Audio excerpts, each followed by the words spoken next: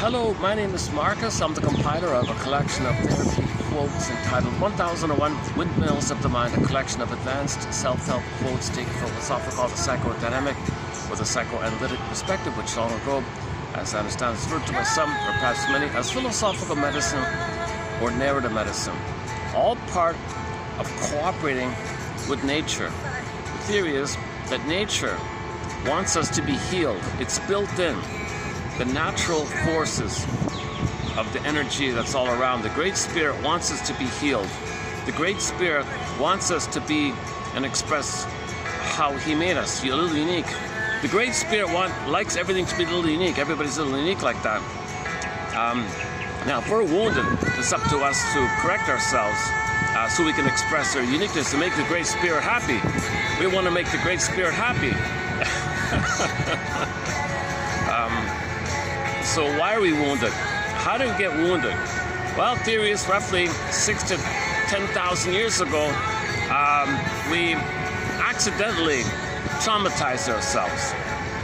That's the theory. We accidentally traumatized ourselves with the mismanagement of our discoveries.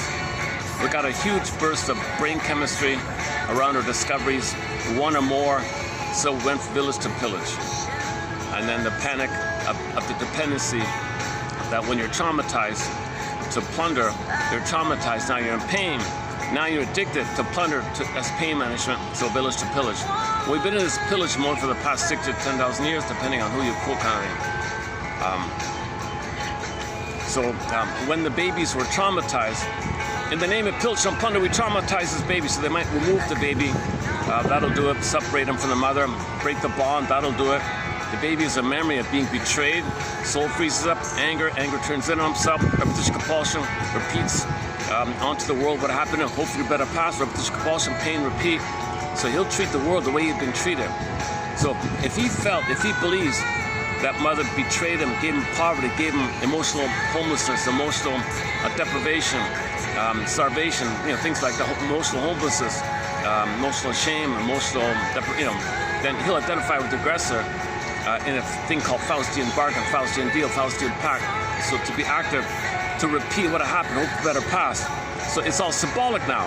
So the world will be him, his innocence. He believes mother deprived him, robbed him, plundered him, pillaged him. He becomes that. Because the land will be him wanting love, but he'll be the mother who deprived the land, deprived him. He becomes the land. He projects his soul onto the land and deprives the land the way his mother deprived him, because he becomes the mother in a thing called the Faustian deal, pain, repeat. And then insult to injury, he is angry at the mother, so he displaces his anger at the mother onto the land he just shamed. So no respect for the land. So first the land is shamed, because it wants something, because the baby wanted something, mother said no. They angered the mother, so you hate the land or something. Now third part is the greed and the envy. You need and you're dependent on repeating getting the love, but you can't accept it, goodness, so wreck it. So you gotta compulsively look for a symbolic mother land, the goodness out there, but you can't accept it, so wreck it, called envy, grenvy, because you can't accept goodness because it triggers all the pain of what mother did to you. So the theory is it all started off 10,000, whatever it is, when the babies were removed.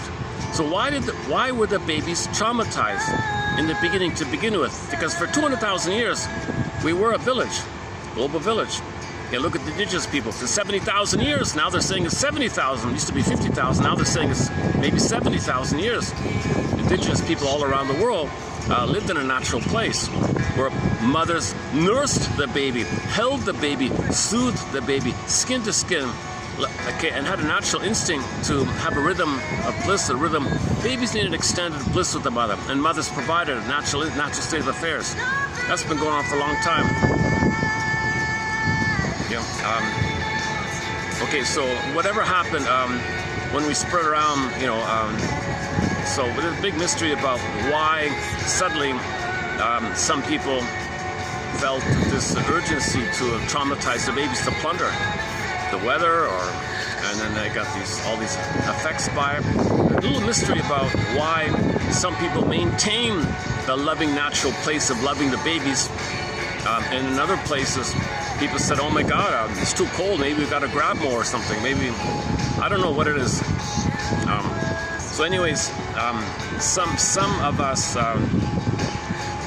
aggressively separated the baby from the mother and called it, in the name of pillage and plunder, we calcify your baby's soul, make him be an aggressive, quote-unquote, flying monkey to pillage and plunder, because he needs psychology to pillage and plunder. And the people behind the scenes have called us schizoid. If they're the most traumatized, called a schizoid, Iago or schizoid psychopath or something. So they're very cold, detached, no conscience, no empathy. They got to greedily get and destroy. So the most traumatized have the agenda to search for mother, but wreck it, because they can't accept it, but got to search. When they search, that's the compulsion to get mother, but they can't accept goodness. They can't accept good, hatred of the good, but they got to search for the good, but they can't accept the good, but they got to search, because the compulsion to be, because when there's pain, you repeat. The unconscious doesn't know time, okay, and you have to drive to reach your mother. But when you're traumatized and you're reaching for mother, you don't want mother, but you got to reach for her, but you don't want it because the pain is so severe. So the solution is to wreck the goodness, called Grenvy. So the behind-the-scenes characters, whoever is the most traumatized, constitutional, various factors, I don't know. So they're the behind-the-scenes characters, right? And they say, we got to wreck goodness.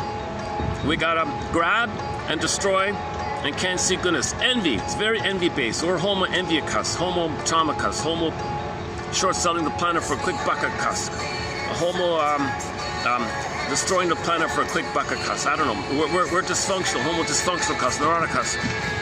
We became a traumatized version of ourselves. I've been simply called homo traumacus. So this happened, it seems like, more like when people move into colder places. Maybe it's a weather factor, I don't know, the food, diet, lack of sunshine, I don't know what the various factors, whatever it was. Forget about melanin, I don't buy that theory about melanin. The melanin is just a byproduct that if the baby is traumatized, then for other reasons, then the pineal gland, one theory is the pineal gland will get damaged, and the pineal gland is responsible for the production of this chemical called melanin, which is responsible for the color of your hair, eyes, and skin tone.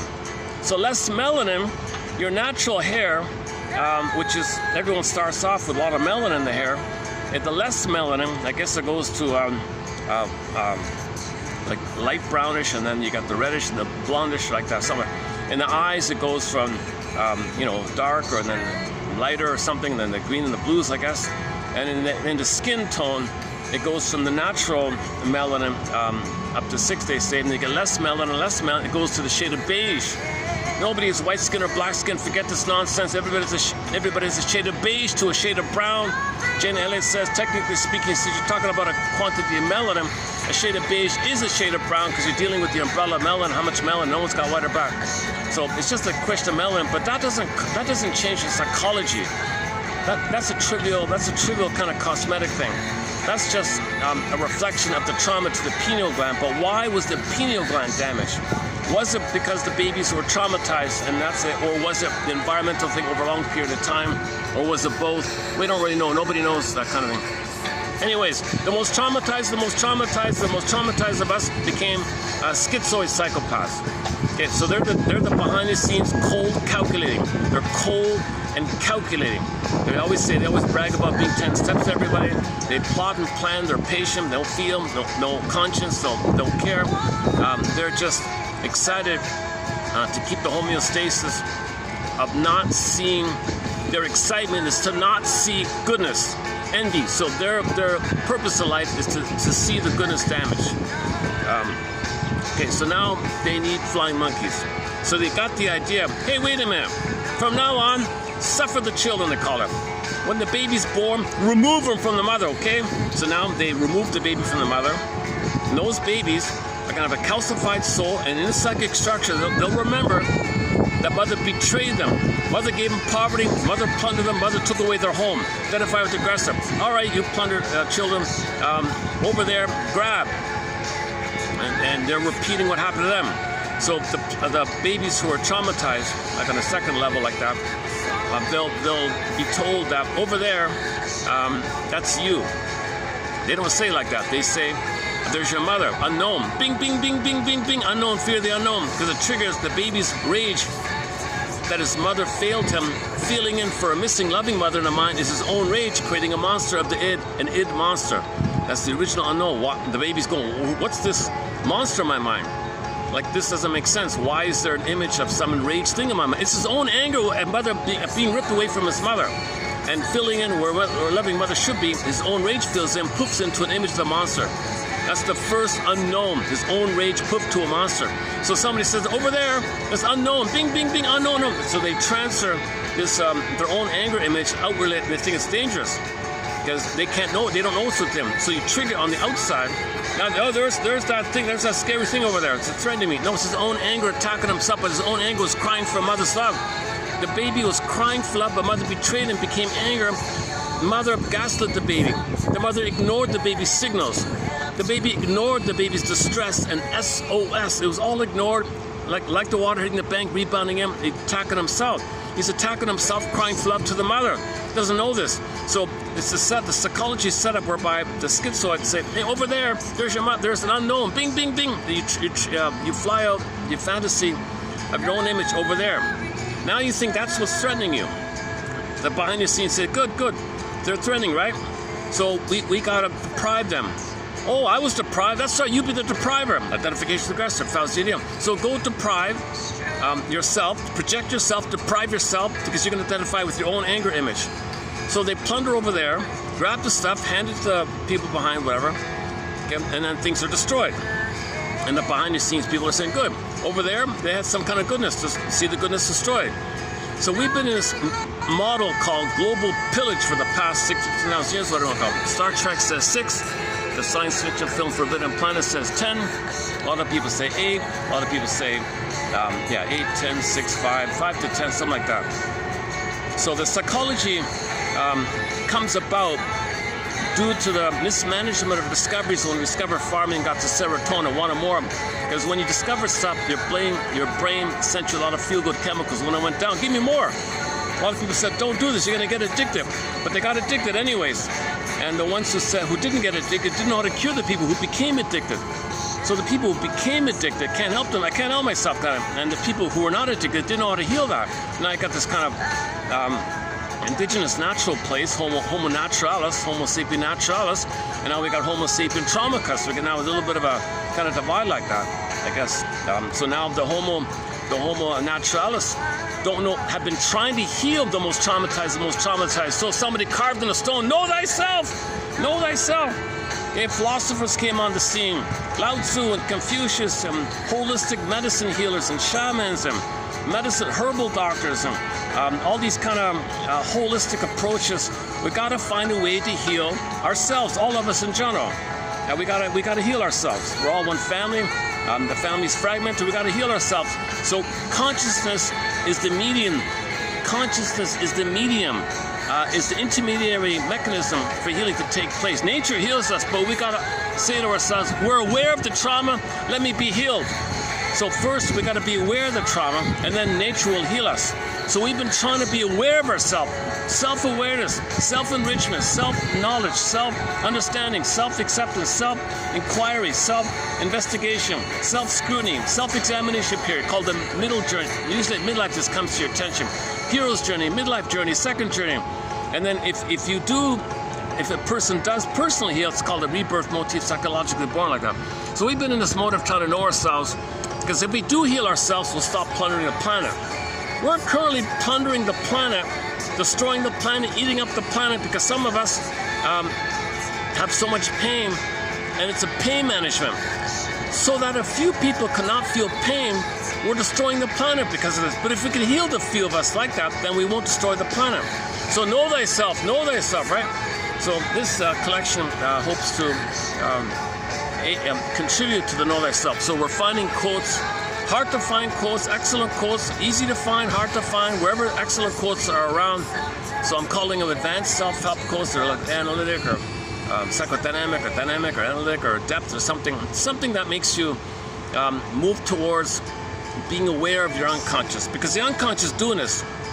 But when you make it conscious, then what's unconscious can come up to consciousness, where it was ego shall be, and the more ego there is, the more of a basket there is, the more of your repressed self, denied self, pain self can be assimilated, accepted, healing and wholeness, processed, integrated. It's a part of you. You come alive again, rebirth motif. Okay, in the Snow White, the dwarves were miners, they're digging up gems, digging up gems, digging up gems, then she woke up. Okay, it's a similar idea with the Snow White story. Again, the dwarves were miners. The miners mean something inside that's going down, bringing up insights, bringing up gems, bringing up aspects about yourself that you have to bury, deny due to the trauma. So you want to bring it up, like then she woke up kind of thing. And when she woke up, that means she can do the masculine and the feminine. You can do from the feeling, ethical, moral, virtuous, and everything's okay like that. But in the meantime, we're kind of, our soul is asleep, like Snow White's asleep kind of all set.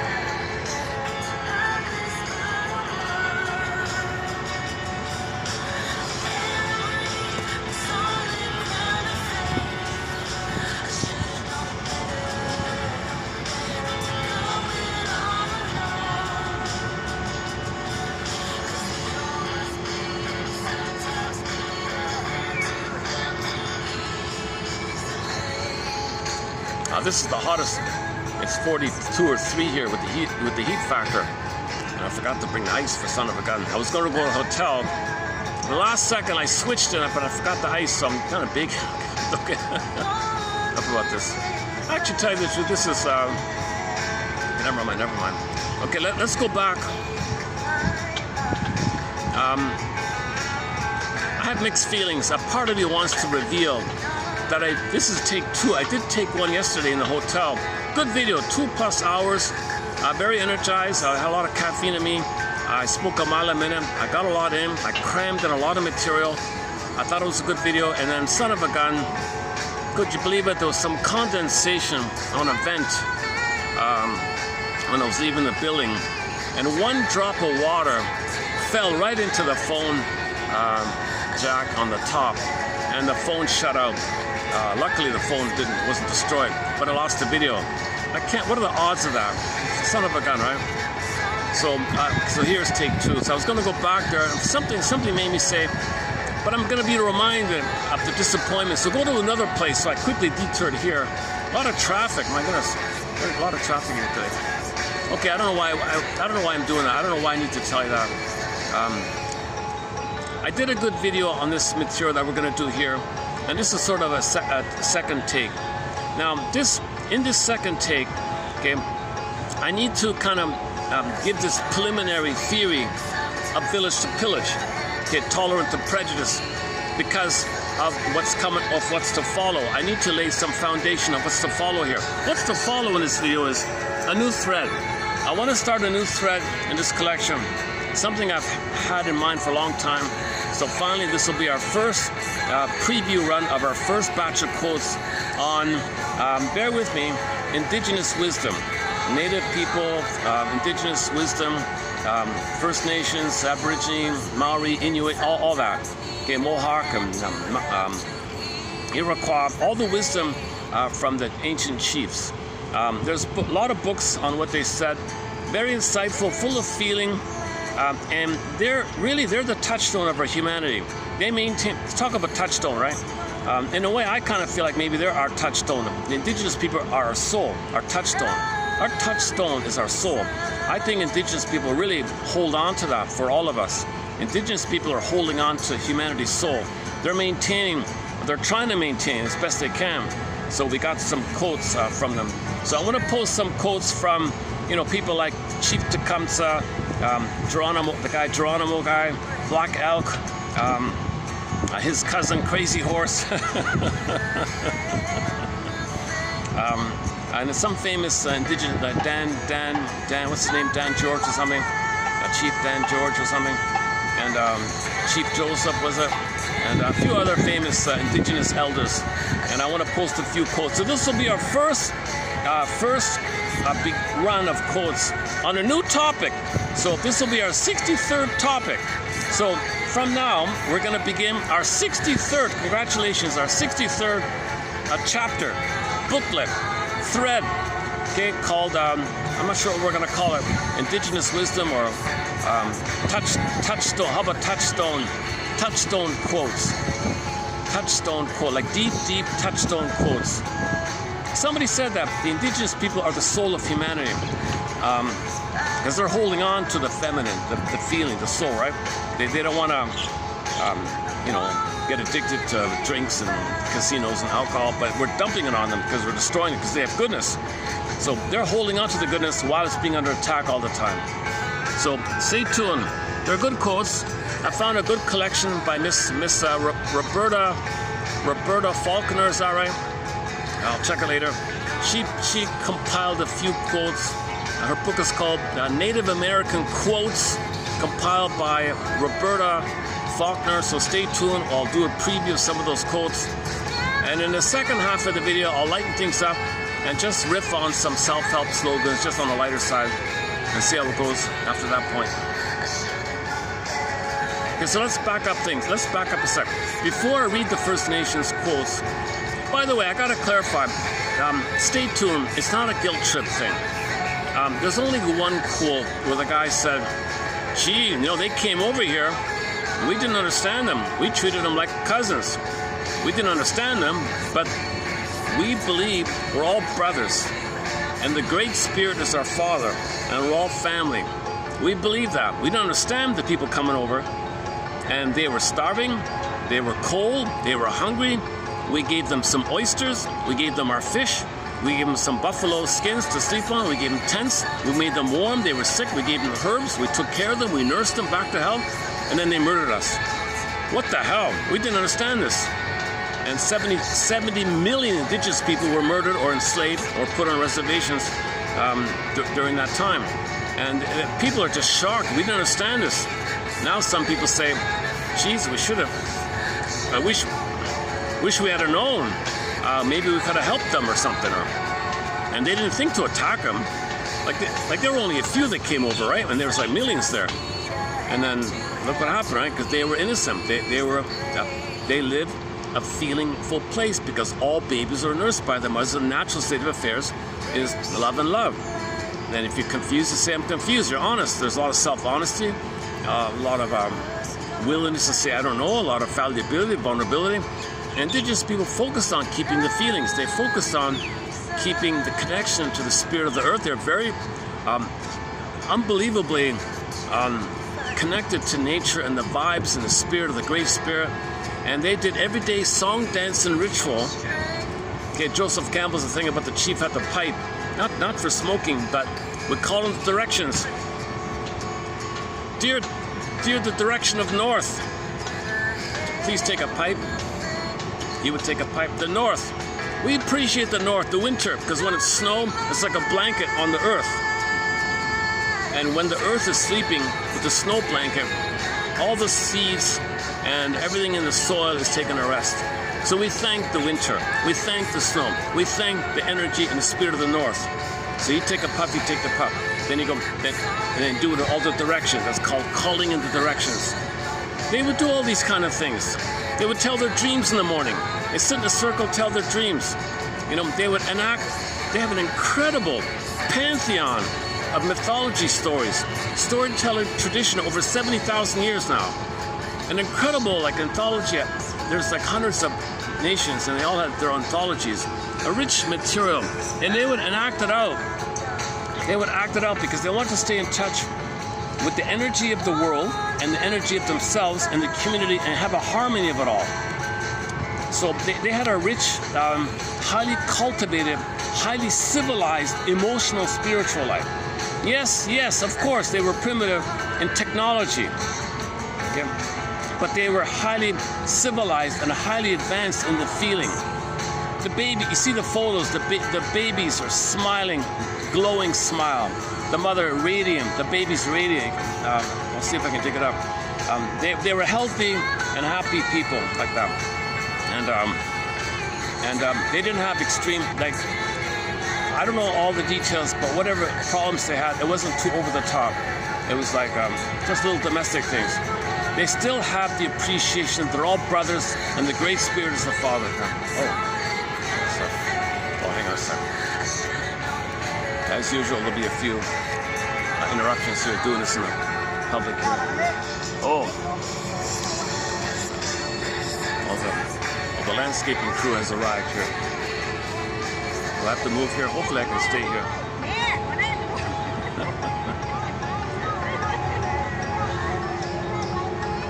Yeah, they're kind of a cheerful lot. Hang on a sec, what? Okay, they're not telling me to move. It's okay if I stay here? Is it okay? Yeah? Okay.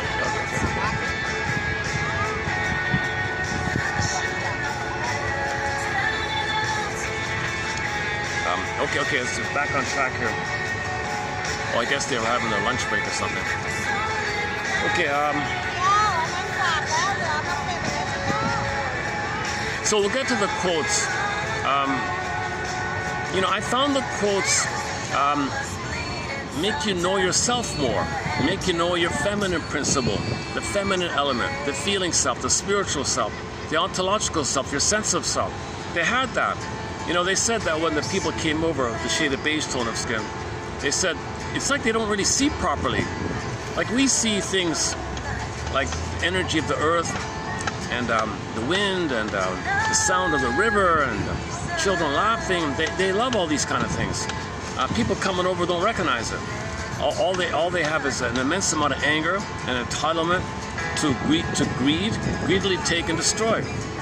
No treaty was honor. It was all a trick to plunder and pillage. They didn't know this. They were very trusting and ironically helped the people that murdered them. And in the film called Rumble, the documentary called Rumble, a music documentary, there's even a photo, because not all the indigenous people were massacred.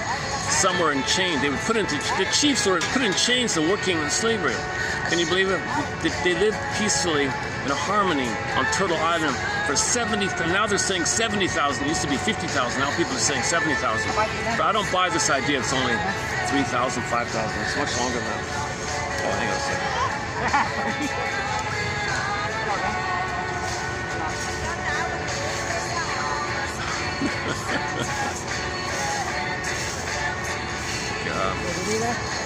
One of the gardeners is giving a cold drink to one of the kids here.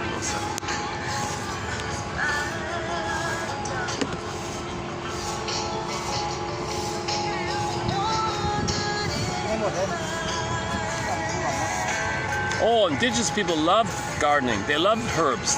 They loved the soil and the plant and all that. We had that quote recently, and indigenous people said this: if you destroy the soil, you're destroying yourself. And that famous guy said it: if the nation destroys the soul,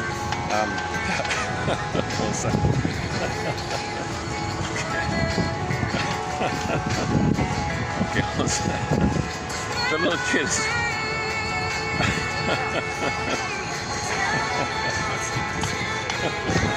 The little kid is giving me a very quizzical kind of look. Who are you? He's a little curious. He's only maybe 3 years old or something. Must be, I guess one of the gardeners brought his grandkid or something like that. I don't know. Parents are working maybe.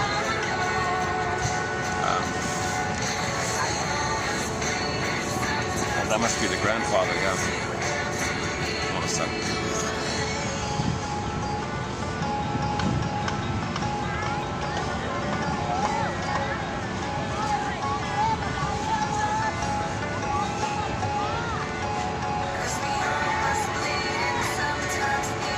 So they maintained the soil, right? They took care of the soil. And you'll hear quotes about the buffalo. So they wanted to murder the indigenous people. They said, well, let's murder their food supply. A typical MO. They murdered millions and millions of buffalo. They sunk inside. They died inside. Not just physically, but their spirit died. One lady said that. When they murdered all the buffalo, we died inside spiritually. Our moral was broken. Our spirit was broken. They murdered the people like that. They were thinking just to take away their food and their clothing and their huts and all that, their teepees and things. Unbelievable stuff. Unbelievable. Now remember, the psychopath has no conscience. Okay? They're coming from the autistic sense that if a baby breaks something, he doesn't feel he did something wrong. Psychopath is coming from an autistic backdrop like that, in terms of psychopath feels empty, so there's nothing inwardly guiding him. Okay? There's no feeling, so you can't feel for others or yourself. Now, since there's no feeling, you want to maintain no feeling. That's your status. That's your quote-unquote homeostasis. But the energy is to look for good and wreck it. Oh, there's the kid again. Oh, see, he checked me out, and then he walked away. Now he's back. Now he's just parked right behind me there. So he's starting to connect with me. I see. He checked me out, walked away, and he came a little closer. Now he's just sitting beside me here. Kids are, so you feel safe. That's a good sign. I'm glad.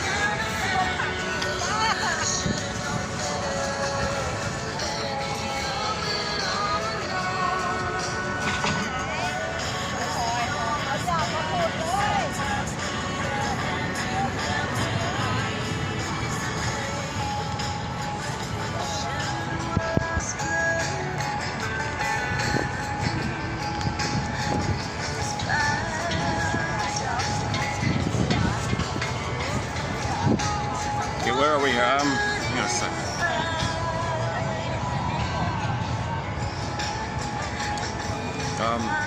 Okay. So stay tuned. Excellent quotes, emotional quotes. Yes, there are emotional quotes, but don't worry. There's only one quote about. Most of the quotes are about. They want to let you know who they are. They want to let you know what kind of people they are. About feelings, about soul, about ethics, about morality, about love, about joy of nature. They're peaceful. They always said, leave us alone, we won't bother you. Lots of land here, so just leave us alone. And but no, and anytime there was a battle, they never initiated. They were only protecting themselves. So whenever there's a conflict, they were just trying to protect themselves from the invaders, from the people trying to kill them. So they were fighting. They never initiated. So they'd agree to something. And they said, oh, please don't jail us in the reservation. Because then when they did that, then they were starved to death, and they died like that. And they couldn't leave, kind of thing. So yesterday I played the song, Searching for a Seal. They told the Inuit, you can't go fishing, you don't have a fishing license. We fished here for 50,000 years. This is our lifestyle. No, do you have a piece of paper that says fishing license? You don't have it, right? We're not going to give it. You don't have it. You can't fish. So they were dying. So Kelly Fraser, this young girl, only in her 23 or something, she sang the song "Fishing for a Seal." Poor girl passed away earlier. That's a lot of incredible sad stories about the genocide and the murder of indigenous people. It's heartbreaking stuff. It wasn't necessary. It was never necessary. Nobody had a plan or vision because they were mercenaries, right? They were mercenaries. And they were told, kill them and you get $1. And how do you collect $1 with a scalping? The scalping is a white man's invention. I'll play the clip in a minute. So this barbarism, okay, who were the savages? Who were the savage barbarians? It was the invaders, the mercenaries. They were peaceful people living peacefully for 70,000 years.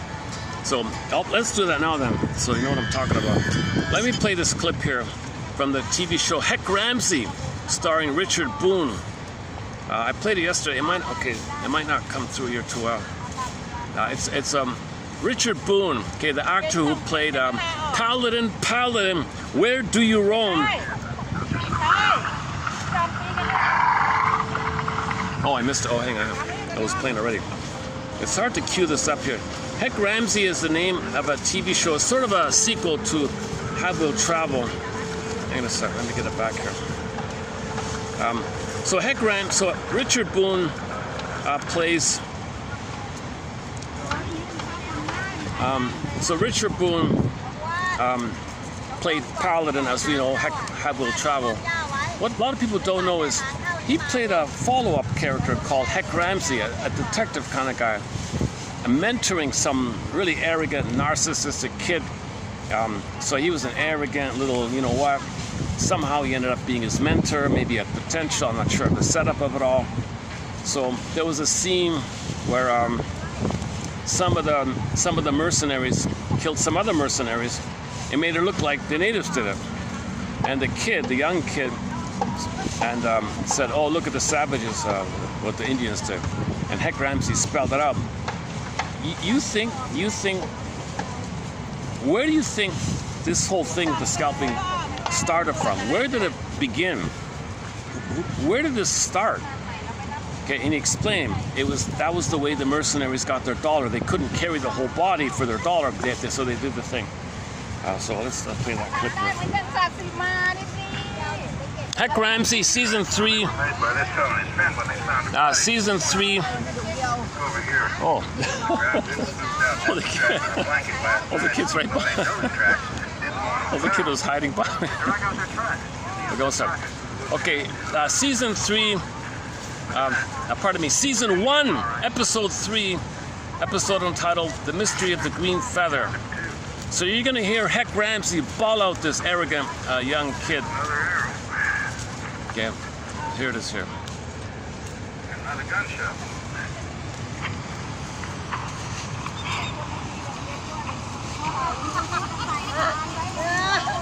They scalped him, all right. Savages. Hey, you know where the Indians picked up that little trick scalping? No? From the white man. I don't believe that. You don't want to believe it. You ever hear of the Iroquois tribes back east, New England? Yes. Well, the very first settlers, the Puritans themselves, they put a bounty on those Indians. But it would have been a lot of trouble to bring in a whole Indian, so they found an easy way. Just cut and jerk on the hair and you get your bounty money. Let's take a look inside. A great scene. It was a good scene. So this was so the payers were detached, cold, schizoid psychopaths hiring violent, overt mercenaries to do all this, and they said, "Fine, here's your dollar." So the indigenous people were not the savages. They had a highly advanced, civilized, loving, peaceful way. Okay. But remember what we just said. Okay, look for the good because the baby's got to reach for mother, but you can't accept it. It's too much pain to accept it, but you got to look because the compulsion is to repeat. Look, the baby, look for the breast. Okay, but the experience is too much pain, but it's got to look too much pain. You don't want to feel the pain, so look and not feel the pain by wrecking the good, called envy, called grenvy. So they go across, oh, nice people, happy people. A baby smiling. Oh my God, and my mother never loved me. The women are beautiful here. The babies are loved and all this. The guys are healthy and all this. Oh my God, right? So they cannot, it's triggering, it's envious, damage, wrecking the good. So they were destroyed, like that. 70 million indigenous people. Was it Black Elk? He said he went on a trip or something. And one of the quotes, Black Elk went on a trip. He came back and he said they were all dead. All the neighboring tribes were dead. Like hundreds of thousands, tens of thousands, hundreds of thousands. We don't know the number. We're all dead. Where are my brothers? Where are they all? And this was like he just went on a short trip or something. Sad story like that. So there were a whole bunch of mercenaries called the settlers, right? And then not all the settlers were mercenaries, of course, but a lot of them were, I guess. Wow, they got the full crew here. The problem is, I've got a shading issue here. It's with it being so hot here. I really want to stay in the shade here. You don't seem to mind my staying here. All right.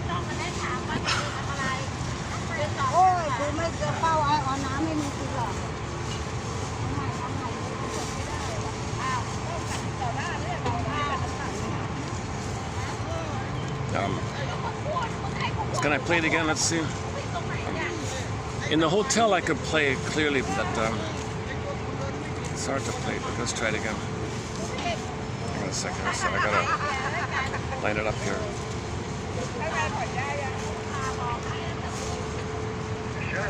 What if I do it like this? Does that work? There's another arrow. Another gunshot.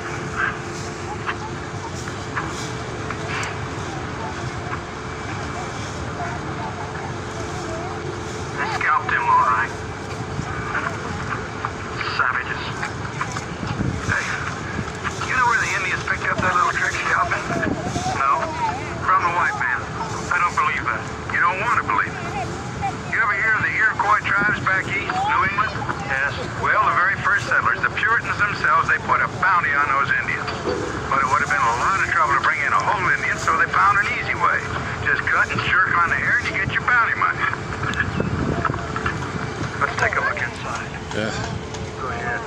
So we're the savages, right? So when he said, "Oh, there's such savages," first of all, in that scene, they didn't do it. And on the occasions when maybe in the movies everything's flipped, right? So one of the quotes by indigenous people: "Oh my God, you people coming over here! You have this remarkable ability to accuse us of what you're doing and pretend that you're innocent. You call up our innocence and say you're innocent, and in the savagery you say, 'Where are you?' And you say, 'You're us.' You flip it around, double talk, double. You got to fork that double thing like going on. Yeah, it's amazing how you do that." So they didn't do it. I'm now thinking maybe they never did it. But in the films, sometimes you see they learned it, so they wanted like they identify with the aggressor. Oh, jeez. Oh, the kid is he's back. Oh, second.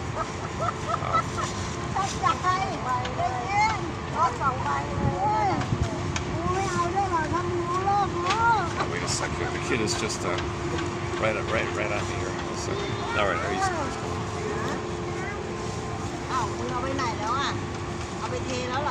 It's okay. It's okay. Yeah, it's okay. It's okay.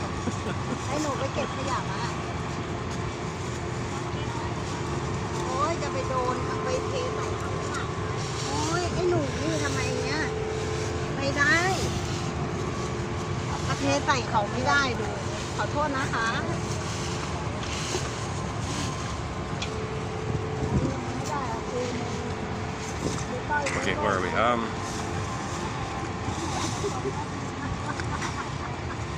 Yeah, okay, so once again, Heck Ramsey, season 1, episode 3, called The Green Feather Mystery. It's about 8.5 minutes in, that line there. A key scene, no DVD, luckily it's on YouTube. All right. Yesterday I played a whole bunch of songs by indigenous singers, a band called Eastern Owl, called Child Protection. Willie Dunn, a song called Ballad of Crowford. Crowford, why the tears?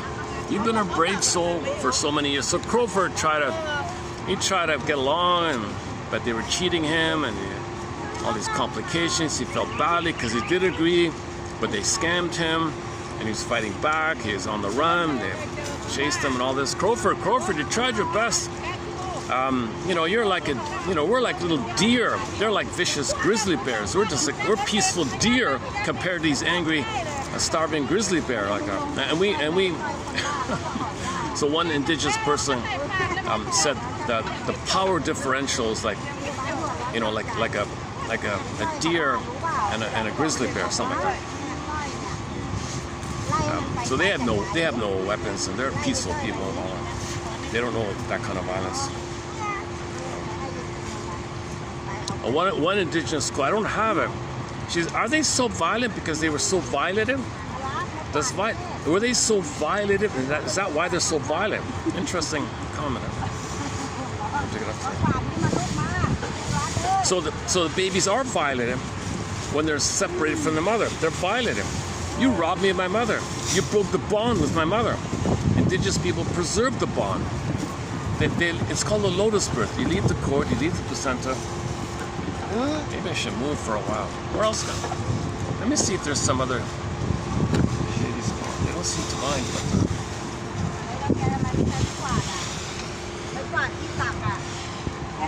well, normally I'd move, but my goodness, it's just so hot.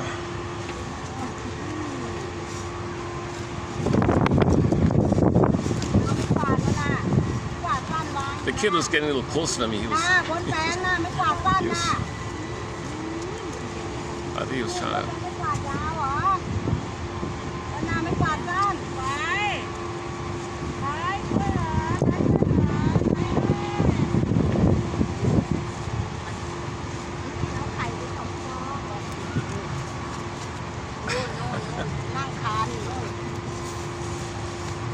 Maybe I can get this. Do I have a toy or something? Let me see if I have. Let me check my bag. Do I have anything to give her? The kid looks a little. He wants to play with with somebody. Oh, I think he wants to play with somebody. Oh, I get it now. He was trying to find somebody to play with. He's alone, right? All the adults are working. He's kind of like alone or something. He was like tapping my foot to see if I can play with him or something. Okay, he found somebody. All right.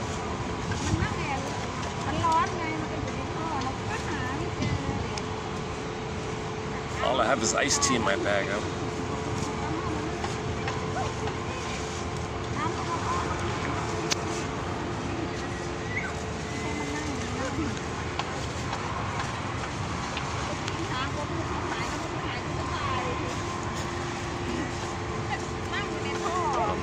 Oh, he found a way to amuse himself. He's collecting a bunch of stones and carrying them by pressing them under his chin to his chest and holding them like that. And he's carrying all these stones.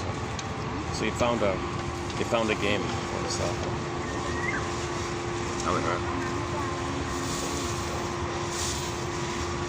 Where are we here? Oh my goodness, I'm off track here. Are we okay? What about back to the opening? So the psychology needed to plunder. The plundering is the outer. It's the sociological. It's what we do outwardly. But this is underpinned by the psychology, the neural circuits, unconscious motivation. Okay, imprints lead to blueprints, schematas.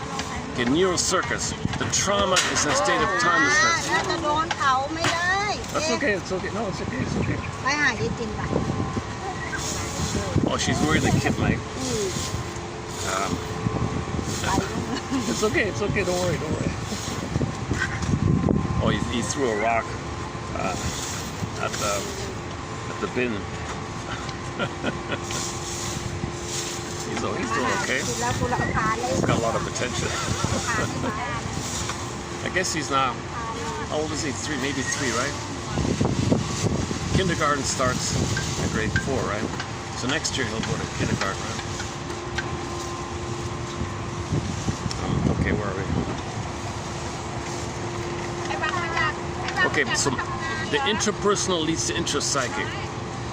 The intrapsychic becomes an internal working model, assumption model, schemata. Okay, psychic stencil, childhood map, neural circuits. Intrapsychic model. The interpersonal leads to intrapsychic. Now this intrapsychic model where your energy is driving around, okay, it's based on unmet need and the pain and your coping strategy. When it's pain, you repeat, hope for a better past. But you can only do it symbolically. So we make the imprints of our model by our behavior outwardly. If we're plundering the planet for a quick buck, that's the imprints that inwardly, okay, we're greedily hungry from other stuff. And she hurt us, and we're doing it again, she hurt us, we're doing it again, she hurt us. Okay, it's a spinning thing going on. Okay, so baby reached her mother. Okay, she overlaid her past to the present, hope for a better past. She wasn't available for the present. Baby feel unseen, the rage, blocked, rebounded in, but he needs, okay, but it was rejected, but the pain is there. He's going to reach again, rejected, reach again, rejected. He's a love fugitive from love that he seeks. He doesn't remember mother her, but he's searching for her, but it's going to be symbolic. Okay, so you symbolically look for mother with material and money and land and possessions and goods and food and drink and smoking, oral fixations, cigarettes and wine and things, stuff, activity, mostly money, possession, greed. But he's in rage. He's in rage, and he's in the oral phase, incorporation. It's insatiable. Because in the present, it's not the past. No sibling mother can be real mother in the past, so it's insatiable. You do it again, it's not the real thing in the past. Do it again, not the real thing in the past. So we're greedily devouring, hoping to get mother's sweetness in the past. Doesn't work. But we're in pain, you only search symbolically. The mandate is to search. All life force is object seeking. So he's going to search for a symbolic mother.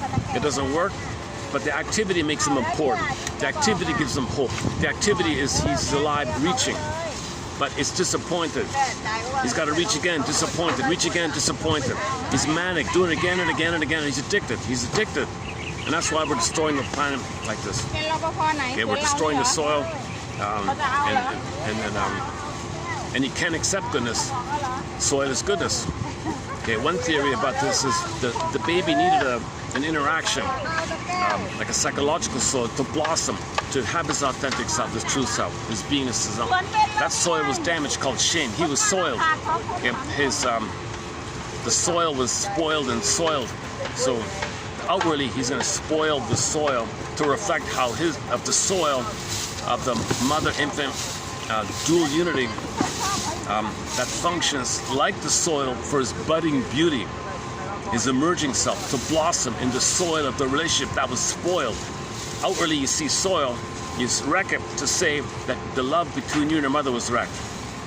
So we're wrecking the soil to say we were wrecked with the mother. We communicate non-verbally. We don't have verbs. We don't have words or verbs or nouns. We don't have language.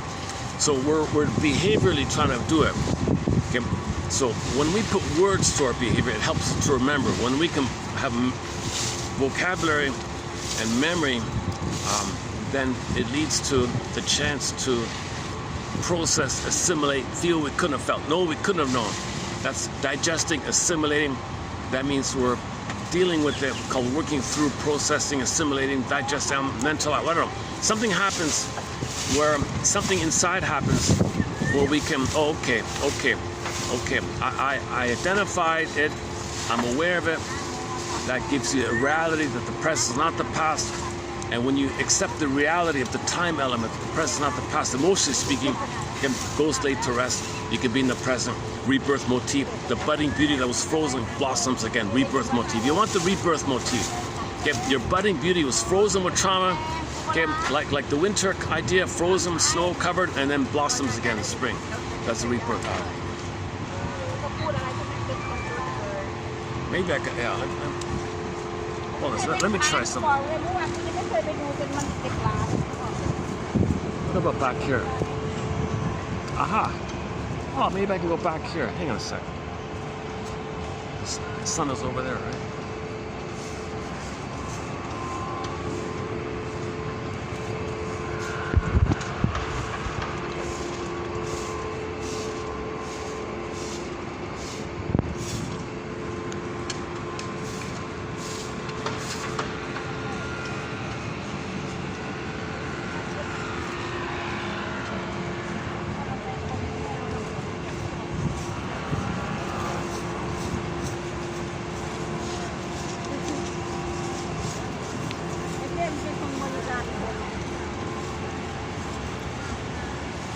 Let me take a little musical break here. Yeah, one second. Why don't we play? Okay, a quote coming from Crowford, Chief Crowford, from the Blackfoot Nation. We got a quote from Chief Crowford. Let's play. Let me dig up the song. It's about 9 minutes long. It's sort of a story song, a little slow ballad kind of song. The singer is Willie Dunn, another indigenous singer, Willie Dunn, a Mi'kmaq singer by the name of Willie Dunn. We have several of his songs. One of them is called The Ballad of Crowford. Crowford, the main line in there is Crowford, Crowford, why the cheers? You've been a brave soul. There's so many, I think they're finishing up here. Oh, good, okay. So let's get the, what's it called again? Ballad of Crowford.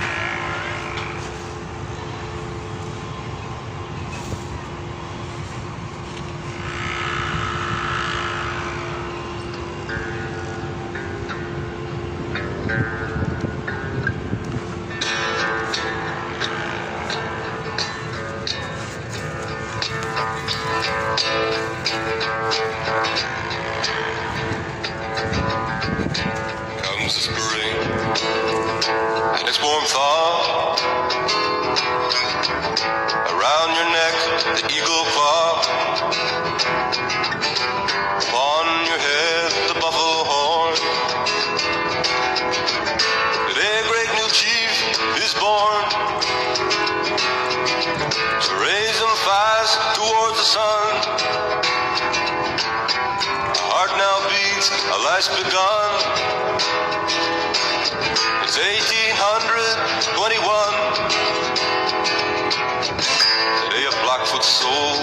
is born. Crowfoot, Crowfoot, why the tears? You've been a brave man for many years. Why the sadness? Why the sorrow? Maybe there'll be a better tomorrow.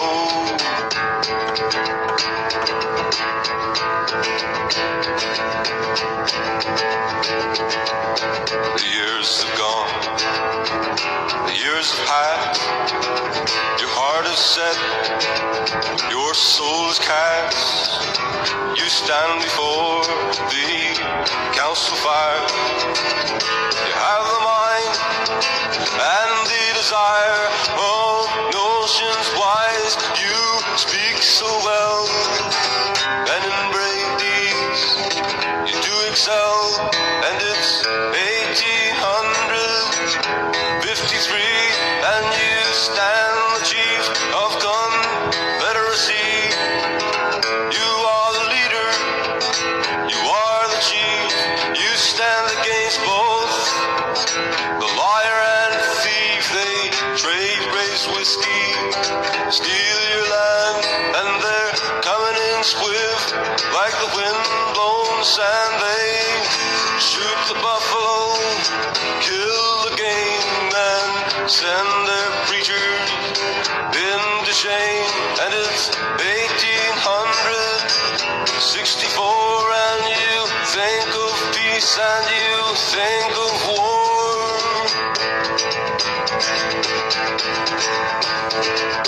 See the settler in more numbers, he takes whatever he encounters. You've seen the Sioux, all battered, beaten, they're all in rags, they haven't eaten. The Nez per se were much the same. It seems like such a heartless game, and it's 1876, and the enemy's full of those death-dealing tricks. Today the treaty stands on the table. Will you sign it? Are you able? It offers food and protection. Do you really think they'll hold it true? It offers a reserve. Now, isn't that grand? And in return you see all of your land. And it's 1877, and you know the scales are so uneven. Crowfoot, Crowfoot, why the tears? You've been a brave man for many years.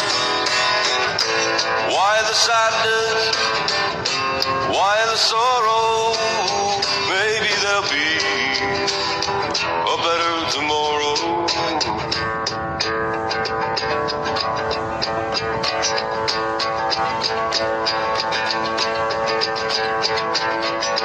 Well, the buffalo are slaughtered, there's nothing to eat. The government's played again with the meat, and your people are riddled with the white man's disease. And in the summer you're sick, and in the winter you freeze, and sometimes you wonder why you signed that day, but they broke the treaties themselves anyway. And it's 1889, and your Death Star explodes and then it falls.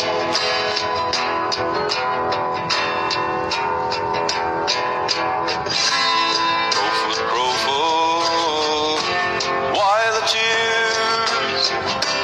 You've been a brave man for many years. Why the sadness? Why the sorrow? Maybe there'll be a better tomorrow.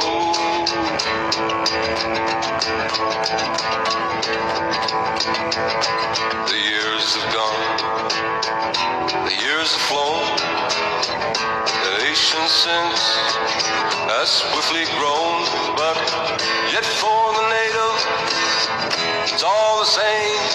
There's still hardship, there's still pain, there's still hardship, there's still strife. Its bitterness shines like a whetted knife. There's still hypocrisy, and the hate was that in the treaties is that the fate we're all unhappy pawns in the government's game, and it's always the native who gets the blame. It's a problem which money can never lessen, and it's 1971.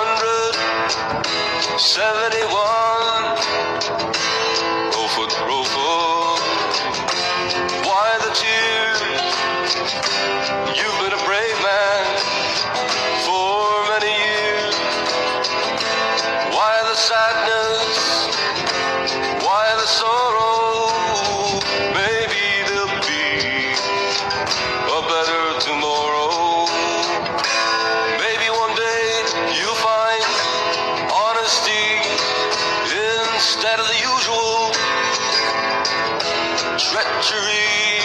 Perhaps one day the truth may prevail, and the warmth of love which it doesn't take. Grow foot, why the tears? You've been a brave man for many years. Why the sadness? Why the sorrow? Maybe there'll be a better tomorrow.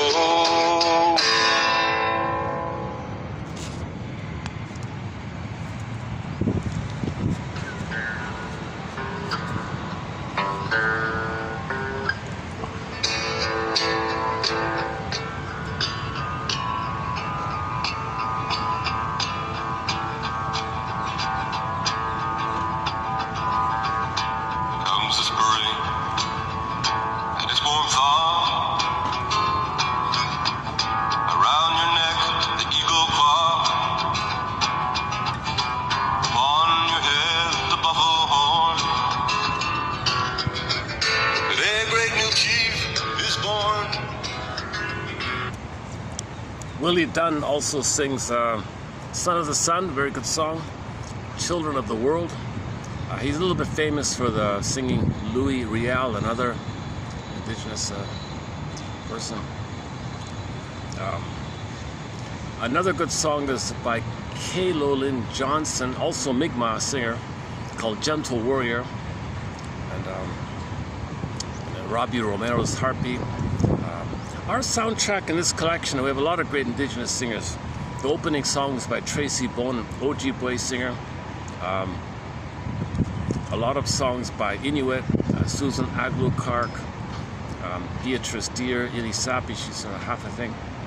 And Willie Mitchell, when I say Willie Mitchell, I mean the one who sings Call of the Moose, Birch Bark Letter, I Promised You a Song, and a bunch of others. Brian Andre is also Inuit. The Cashton brothers, the Cashton, two guys, also from the Inuit. They formed a band called Cashton. Probably the most successful indigenous band is called Cashton. 3 albums. We got a few of their songs in there, and so on. And Kelly, we mentioned one by Kelly Fraser, Searching for a Seal. Jenny Luzon, a lot of Métis, like Jenny Luzon, Broken Spirit. Sylvie Bernard, another Métis, called Je te Destiny. It is Destiny or something.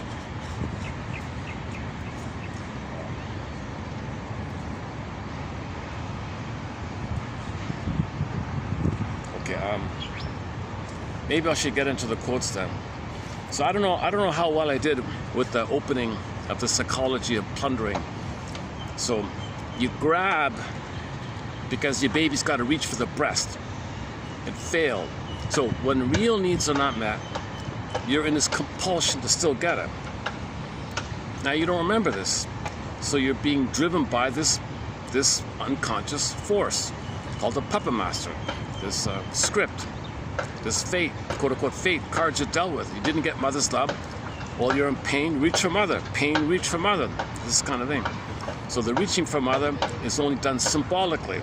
So the planet breast, symbolic. So we're grabbing, it doesn't work, got to destroy it, to not see it.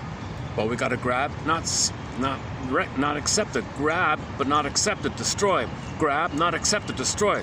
So we're plundering the planet for quick buck. Play the song by the singer Rick Emmett, who's on tour as we speak, called Big Lie. We're eating up the planet as fast as we can. Okay, Bruce, the other folk singer called Bruce Coburn, he describes the plunder system in 3 minutes. If you want a song that described the plundering and pillaging in just 3+ minutes, check out the song, call it, fill in the blank, right? So you go to a place, lie, grab, and then, because the idea of that was, when the baby feels pain, he thinks he's being punished. Okay? He feels guilty. He did nothing wrong, but he thinks maybe he did something wrong. Now, guilt means he owes the mother, a due to the mother, a debt to the mother, obligation to the mother, right? Like I owe kind of thing. So you put people in that state, you owe, as a reflection that you feel guilt. Debt, guilt are the same in German, Schuld. You just automatically say, all right, you owe, to reflect that you feel guilt. Now, we don't know that we feel this guilt. We just say you owe, because they unconsciously owe the mother. Babies think they owe the mother. The mother's not there. Baby thinks he's being rejected because he did something wrong. He owes her a good baby, a perfect baby, a loving baby, a baby who can heal her. He owes her, mother, you need a perfect baby who can heal you. I owe you, I failed, I'm guilty, I'm wrong, I'm sinner, I'm bad, I owe you. He feels this jinx, it's a mistake.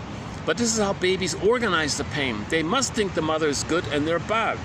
So he's left with this dilemma called unconscious guilt. Debt, due, guilt, etc. Shame, guilt. So you put people in debt. Debt reflects, is a symbolic reflection of the guilt. Okay, then now, since they owe, okay, that's part one. Now, that's the gobbling. You owe, give. So take all the good. They're damaged, envy, destroyed, good, gimme, grab. Okay, and the guilt and the greed and the envy are all linked like that. Timeless, no time, and we've been in a state of timelessness, doing it all the time. So we're stuck in the state of timelessness. That's why they chiseled it in the mountain. Know thyself, for Pete's sakes. If we're gonna save ourselves, and we're meant to save ourselves, we're meant to heal ourselves. It's built in nature that if something's wounded, we can heal. We need the vision and the understanding that we can heal. We just got to cooperate. All we got to do is make ourselves conscious and we'll heal. Click, we'll heal. But the consciousness allows, facilitates the clicking, the healing, the abreaction, the catharsis, the emotional release, the emotional one, get us in the present.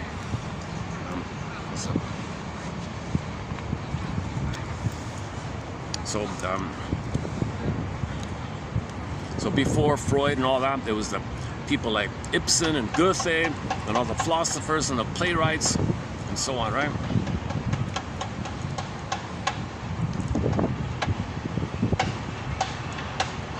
Okay, now when the invaders came, when the most traumatized, okay, you got the passive-aggressive bully, that's the iago, okay, and then you got the over-bully. Now, my personality can be benignly you hope, right? Like you're either healthy or healthy. That's what the indigenous people were. Indigenous people were healthy. I don't buy the propaganda. They were healthy. I think they were healthy. Emotionally, spiritually healthy. So that's the natural thing, because they would share. They didn't hoard. They weren't greedy. If they saw somebody needed something, they would give it. If they had extra blankets, someone needed a blanket, they would just give it freely. They needed food, they would give it. There was no sense of deprivation. They would share. They're all like one family like that. That's a natural state of affairs, because you recognize we're all one family, and we all have a common Father Spirit or something they would call Great Spirit.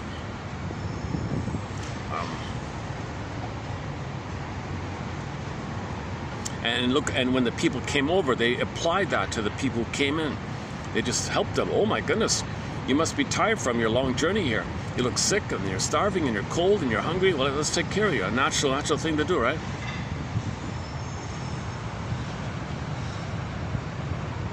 They didn't identify. They're not so damaged themselves that they became so perverted and twisted and sadistic. They don't recognize it never happened to them. They maintain the natural kind of place. They don't recognize that. They don't have that, right? Now, people who are disturbed, oh, you deserve it, you're a sucker, and they have these negative philosophies, right?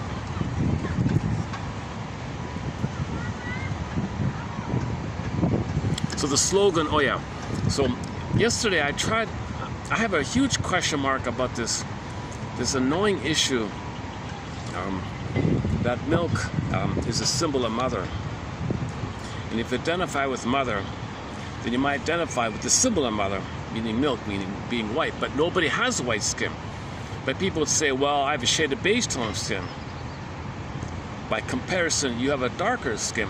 It's not black, it's just a shade of brown. I have a shade of beige. A shade of beige is closer to white. So they would just say that they have to be the mother. But the mother hurt them, so they got to hurt someone who's not them. So they would say, the plunder motto is, if we with a shade of beige tone of skin find something, it's ours. We've been here for 70,000 years peacefully.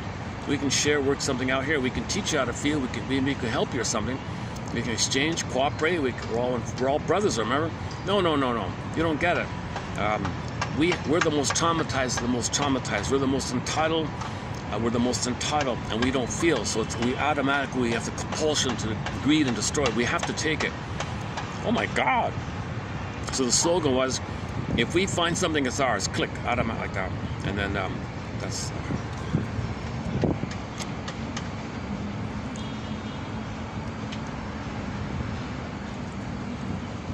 So the slogan of the psychopath is something's only quote-unquote wrong if somebody stops you. That's what they would say. Well, if you don't stop us, then we're right.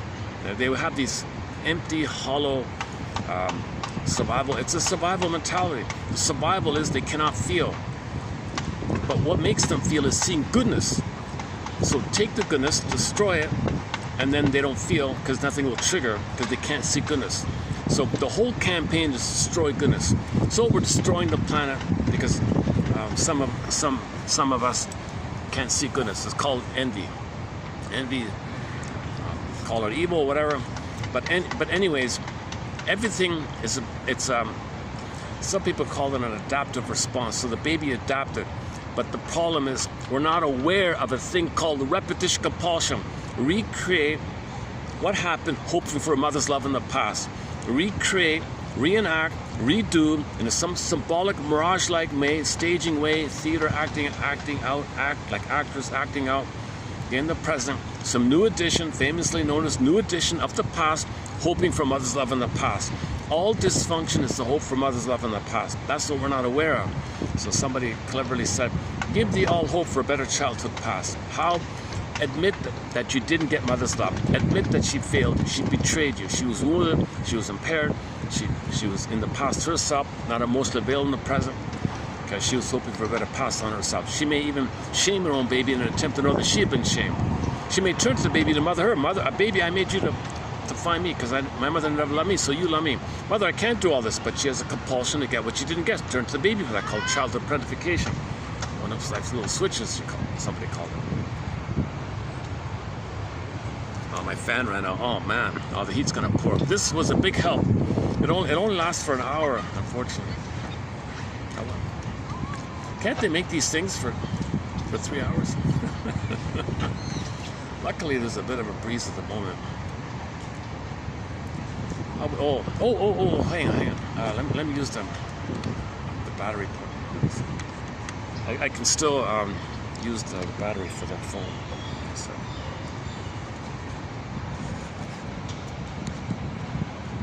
Okay. So the battery for this, it doesn't work for this, but it'll work for the phone for some strange reason. Okay, so not to worry about the phone battery. Let's see. 50%, all right.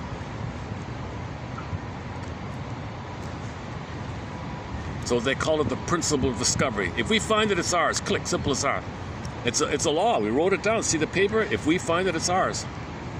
You're ignoring our humanity. My mother ignored my humanity. She thingified me. She didn't see my humanity. I become her. I can't see your humanity. I cannot see your humanity because my mother didn't see my humanity. I become her. I repeat what happened to me, and I don't know this.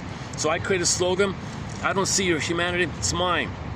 Mother didn't see my humanity. She gobbled me up. I see your land. I gobble up. I don't see you. Mother didn't see me.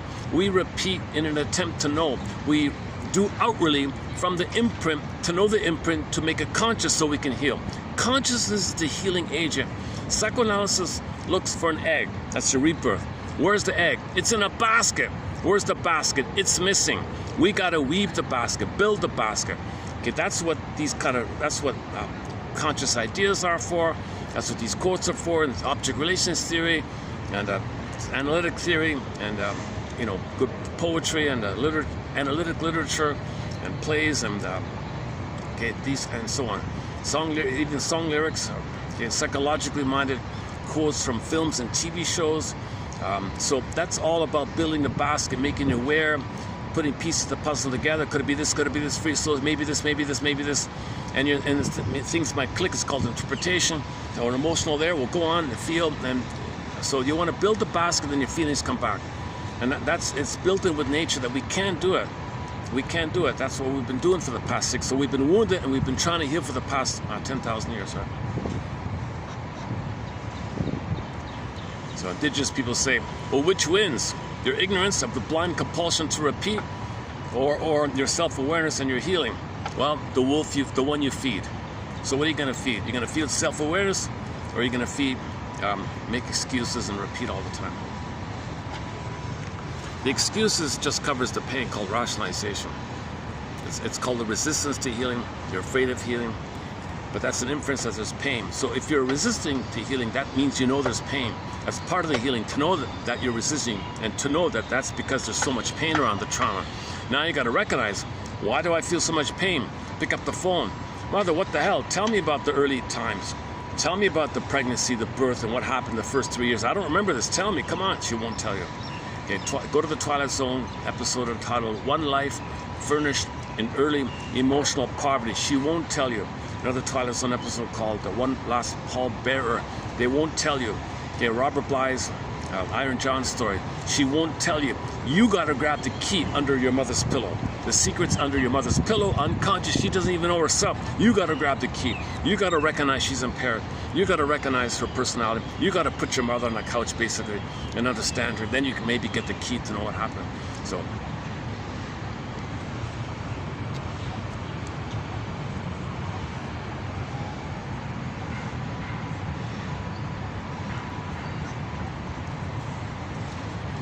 Yeah, that kid, maybe the parents both have to work and the grandmother had to take care of the kid or something.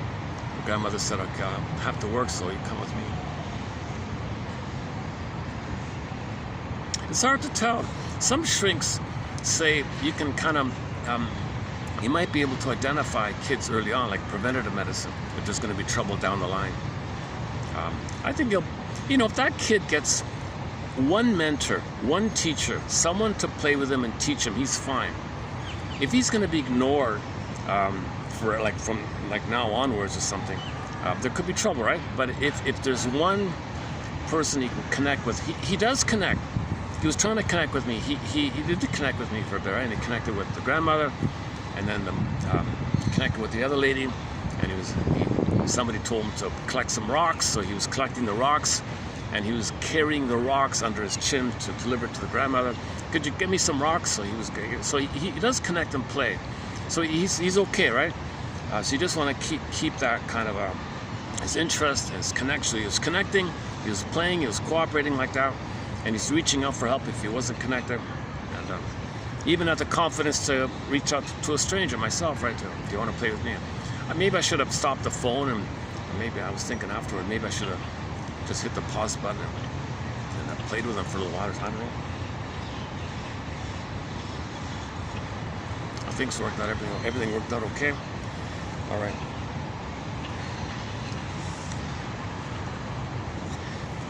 I feel like yesterday I covered more ground on this topic of the pillage, repetition compulsion. Okay. So it's insatiable, it's greed, The greed means the need to get. But it's greed because it's insatiable. It never satisfies. No matter what you get, it never satisfies because it's not mother's sweetness and soothing and reverie and attunement and attunement and mother's tenderness and skin to skin, warm body to body touch tenderness. It's not that. Okay, that's missing. So whatever cookie you get, whatever thing you get, it's never that. But the pain is there, reach again. Pain is there, reach again. So, and this becomes more manic and more aggressive and more demanding. Getting older, more pain, snowballing, more pain, more demanding. Okay, enter the Twilight Zone episode called Of Late I Think of Cliffordville. It's a good example of this. He was a megalomaniacal dopamine. He was a greedy maniac. He was gobbling and gobbling and gobbling. He ended up owning everything. He begged the devil lady, played by Julie Newmar. She's a funny villain actress, right? She played the cat, one of the villains in Batman or something. She also played in Route 66, the one about an episode called, a very good episode in Route 66 about the albatross. She was on the motorbike and all that. That was the most intellectual episode. She was funny in that one. And she played in this Twilight Zone episode called Of Late I Think of Cliffordville. So she played the little devil lady. So this featherhead guy owned everything. He begged her, please, please, devil lady, I want to make a deal with you. Take me back to my youth and I want to plunder all over again, but keep my knowledge intact. Now I have inside knowledge. I can greedily grab more. He couldn't enjoy. See one tree, seen them all, he said. Couldn't love because he had no oxytocin to love, no pleasure, no serotonin. Trauma too low, the set points are too low. In response to the stress, the dopamine was future, chase, future, more, more. So he got to end of life, he wanted more. Please take me back to my youth, I want more. Even she was disgusted with this guy, right? The devil was disgusted with him. So she said, fine, I'll take it back. And but he didn't read the fine print, that his personality at that point would be there. His knowledge and personality, he thought he didn't understand his personality was rude or something. But if you take a 70-year-old belligerent narcissist to the teenager time, you see it's kind of in everybody's face. Everybody ignored him. Oh, you're vulgar. You get it. Everybody repelled him. I've got all this knowledge. I can get rich. I know next year this will be discovered. We can be billionaires instantly. Oh, you're so disgusting. Get up. Nobody wants to deal with him because his personality. He said, "Hey, devil lady, what's going on here?" Well, it's in the fine print. You said you just wanted your knowledge. You didn't say anything about your personality. You look young and handsome and all that. You're back to 18 or whatever it was. But you didn't say anything about your personality. Oh my God, but nobody will deal with me. I need to cooperate with somebody. Well, I should have thought of that. I never thought my personality was wrong. Well, now you know your personality is disgusting. Oh my God. So he couldn't do anything. He became miserable and he begged her, please take me back. Well, if I take you back, it'll be based on this point. Okay, fine. So he went back to his time, and it turned out he was just he was a janitor in a place or something. So whereas before, as a psychopath, he was a trillionaire or something. But when he went back to do it over again, with his personality more in everybody's face, nobody wanted to deal with him. So it was a lesson about narcissism. But the main point of that episode is about the mania. He had dopamania. Okay, so the molecule of more, dopamine. Yeah, when that book got translated into other languages, they called it dopamania, molecule of more. It's just future focused. Future to chase something to make you feel better for the moment. Doesn't work, chase again. Doesn't work, chase again. Doesn't work, chase. He can only chase. He cannot enjoy, he cannot love, he can only chase. He can only chase, dopamaniac like that. He was in pain, the chasing distracted him from the pain. Chased him, so he was manic all that. This guy was manic, he was crazy manic like that. And nothing you get corrects the set points. The set points are still there. Only mourning can correct the set points. Only grieving and mourning and expressing the truth can correct the set points. Only honesty, self-honesty, self-truth, self-audit. He never looked in the mirror. He never looked in the mirror. The AA people say, look in the mirror. He never looked in the mirror. He just wanted more, more, more. So he ended up owning everything, and he wanted to. He didn't care about it. See, he gave it up. I would do it all over again. of late I think of Clifford. The Twilight Zone's been a major episode, a major companion series, The Twilight Zone. Let's check the battery. Is the battery working? Battery. Okay, so the battery's okay. Son of a gun, eh? So this can charge the fan only for 1 hour. It dies, but I can still, the battery's still full.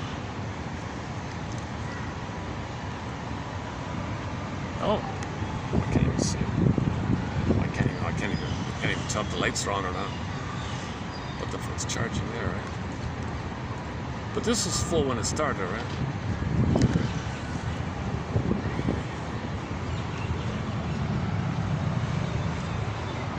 I'm a little, the heat makes me a little antsy sometimes.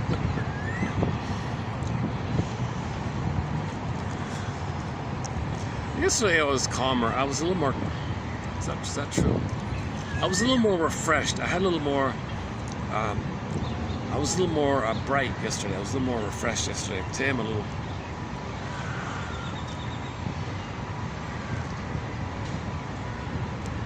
Our first quote is from Chief Seattle. Okay, so we got 2 quotes from Chief Seattle, a couple from Tecumseh, Black Elk, Crazy Horse, Crowford, the song you heard, and a couple of others. All right. So that this will be. So what now follows is a preview of our first quote, of our first batch of quotes on a new thread, the wisdom of indigenous people. 3266. So do we have enough of a background for it? Like we're plundering to greed to get mother, but it's symbolic, it doesn't work, pain's still there, do it again, pain, do it again. And then the rationalization is the excuse and the lies you tell yourself to protect the underlying thing. So all these lies and slogans, well, my greed or your greed, if we don't plunder, you'll plunder. No, we don't plunder, we've been here peacefully, we never plunder. We live in harmony with nature, we cooperate with nature, we cooperate with our neighbors.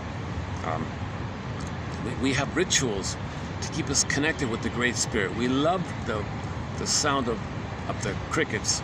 We love the sound of the water. We love the sound of the breeze. We love these things. This nourishes us. We feel a real connection to our home here. We come from the earth. We're from the earth. The earth, we belong to the earth. We're children of the earth and the spirit and the nature. We're part of this ecosystem. Spiritual, ecological, we're part of this, and we feel good like this. Leave us alone. We don't think in your kind of way, right? But no, if we think this, you think this. We only think in our paranoid way. We don't know your healthy way. We're never loved, so we don't know the loving way. So you can see the mismatch, right? Because the traumatized mind is only in the survival mind. They don't have the live and love mind. They only have the jungle mind. My greed or your greed. Either or. Either be eaten. If you're not at the table, you're on the menu. If we don't, then you would eat out. No, we'll cooperate with you. We'll help you. We helped you. No, I don't believe it. It's not true. It can't happen. No, I gotta eat. They're like a, like impulse, like a knee-jerk. So they can't, and another slogan of the plunder system, we can't help ourselves. Why do we can't help ourselves? That's one of the slogans of the plunder system. If you ask somebody, they say, well, if you're saying that, then okay, fine, we can't help it. So there was a little honesty, I thought, when I heard that. Well, we can't help it. So you recognize it. Oh, I guess so. If that's what you say, well, we can't help it. That might have been just to placate you, and they don't care. But do you care? There was no follow-up question about that.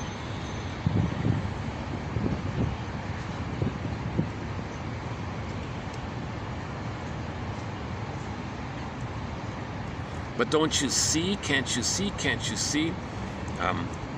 that we're all one family? I don't know what you're talking about.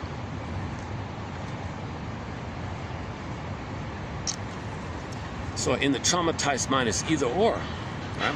So when the baby's nursing, great. The mother's failing it. What's this? Who's this? That's the bad breast. What the hell? And they keep it separate. Psychic structure either or. Now babies can begin with either or, but a normal development is both and. But if the mother's too painful, consistently, the child maintains the either or in the mind. So then you got good breast, bad breast all the time. And you cannot heal. Splitting precludes mourning, precludes healing. You cannot grieve and mourn and heal if you always think that your mother's a goddess or demon from the primary imitation, Alice in Wonderland mind. So part of the healing journey is to find both and. Paradox. Humor can help. Okay, find the two sides of the story. Find the third. Back to Route 66. Look for the third side of the coin. The third side of the coin. Okay, holds the other two sides, welds the other two sides, circle continuous, just like understanding itself. Route 66. Excellent quote in our collection. You'll only find it here, by the way. Those quotes from Route 66, you'll only find in this channel. In this Shadow Band's channel. You can search and search all you want. Nothing, no search engine will ever take you here. The only way to find this is if you put in quotes, exactly, quote, 1001, Windmills of the Mind. Okay, then you'll find it finally. But if you don't know the phrase, nothing will take you here. So it's amazing, absolutely amazing. And when things are being shifted to AI, even then it won't show up there.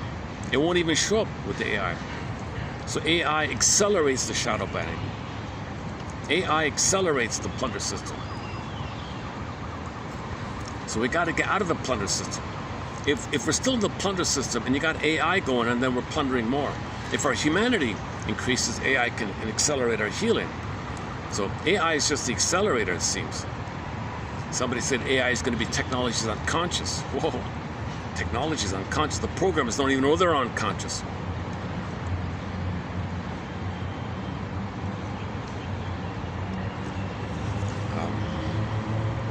Okay, hang on. Let's not do the AI part here. So let me take a little. Okay, before we read the, maybe I'll take another little musical break here in a second.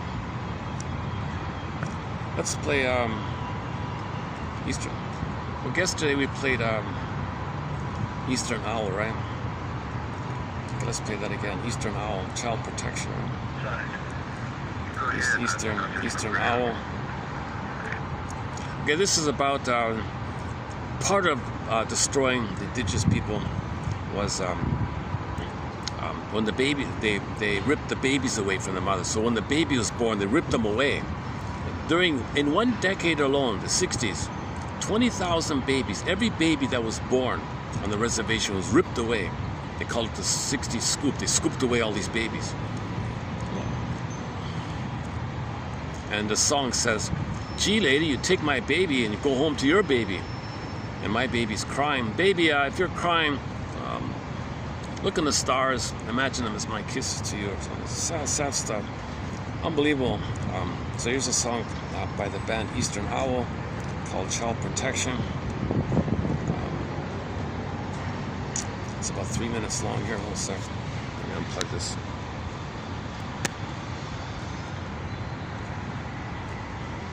Oh, here it is. Okay. Okay. 3.5 minutes long. This one here. Child Protection by the band Eastern Owl.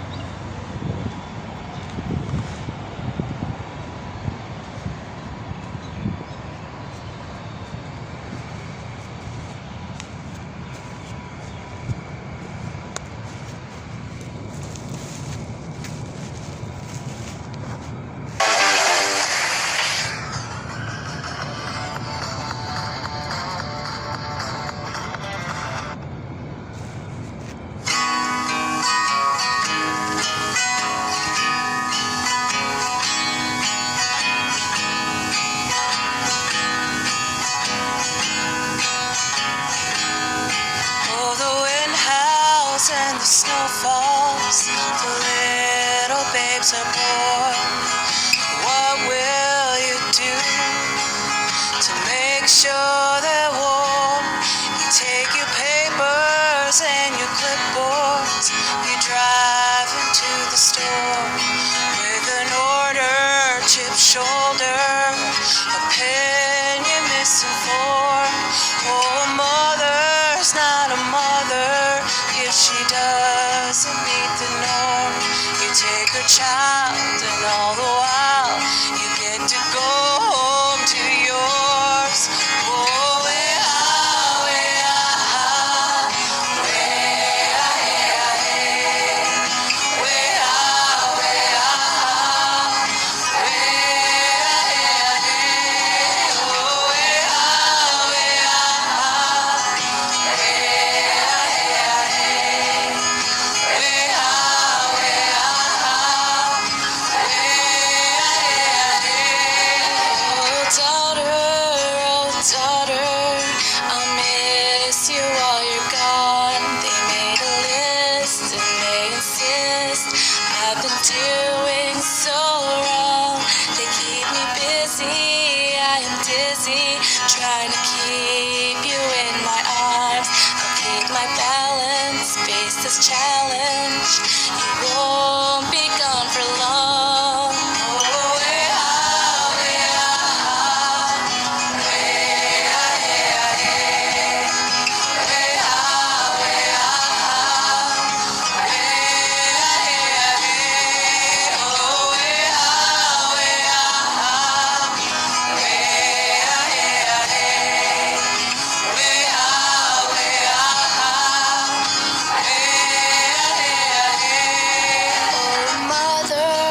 oh mother, I'm waiting by the door. It's been days and I'm afraid I won't see you anymore. I'll send you kisses through the distance. You can catch them in the stars. Don't shed a tear, 'cause mommy's here. We're never really far. Oh, way ah, way ah, way ah, hey, ah, hey. Way ah, way ah, way ah, hey, ah, hey. Oh, way ah, way ah,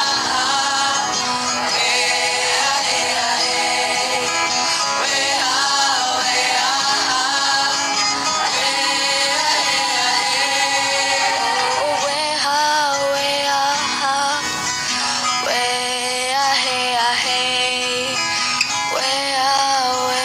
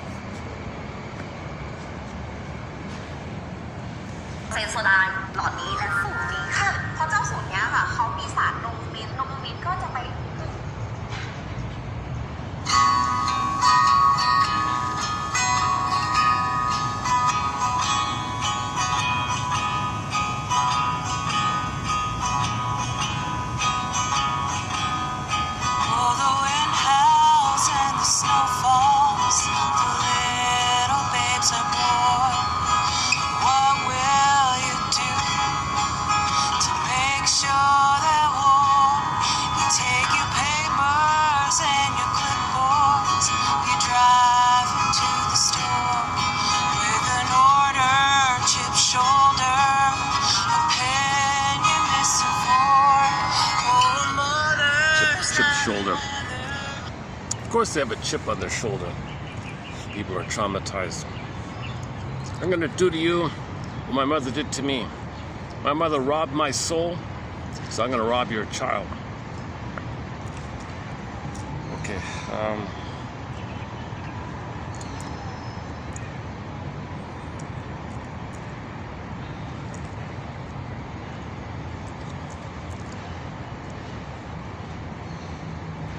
Okay, let's do the quotes. The quotes are self-explanatory. They're pretty straightforward. Let's go to the. I don't know how to better set it up here.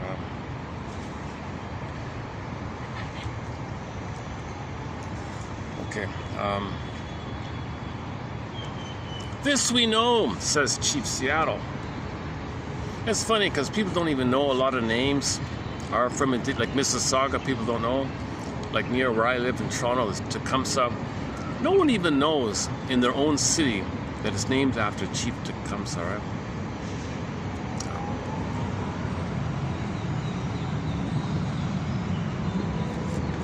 There's zero goose egg, zero reference to what was done to indigenous people in the schooling system. Zilch. I mean zilch. Okay, this we know. The earth doesn't belong to man. Man belongs to the earth. We came from the earth, right? We didn't come here from some other celestial, super advanced, trillions upon trillions upon trillions of advanced celestial dimensions far away, and came here on these ships, like something crazy like that. No, we're from here. Okay, we're 70% salt water. Earth is 70% salt water. Somebody said, think of it like that. The documentary says that our speck of dust, just the earth happens to be, so you got the little, in the distance, little haze, little specks of dust. One speck of dust in this little haze in the distance happens to be the right distance from a sun. Not too close, not too far, not too hot, not too cold, just the right conditions for the chemistry. Billions and billions and whatever. Finally there was some water, or bacteria, microbes and muck. Billions of years, some cells. Whoa! Somebody joked the cells got lonely, they multiplied. All the life forms. We came up from this evolution. We came up from this. Only one hominid grew the cortex. That's us. One family spread around, and then.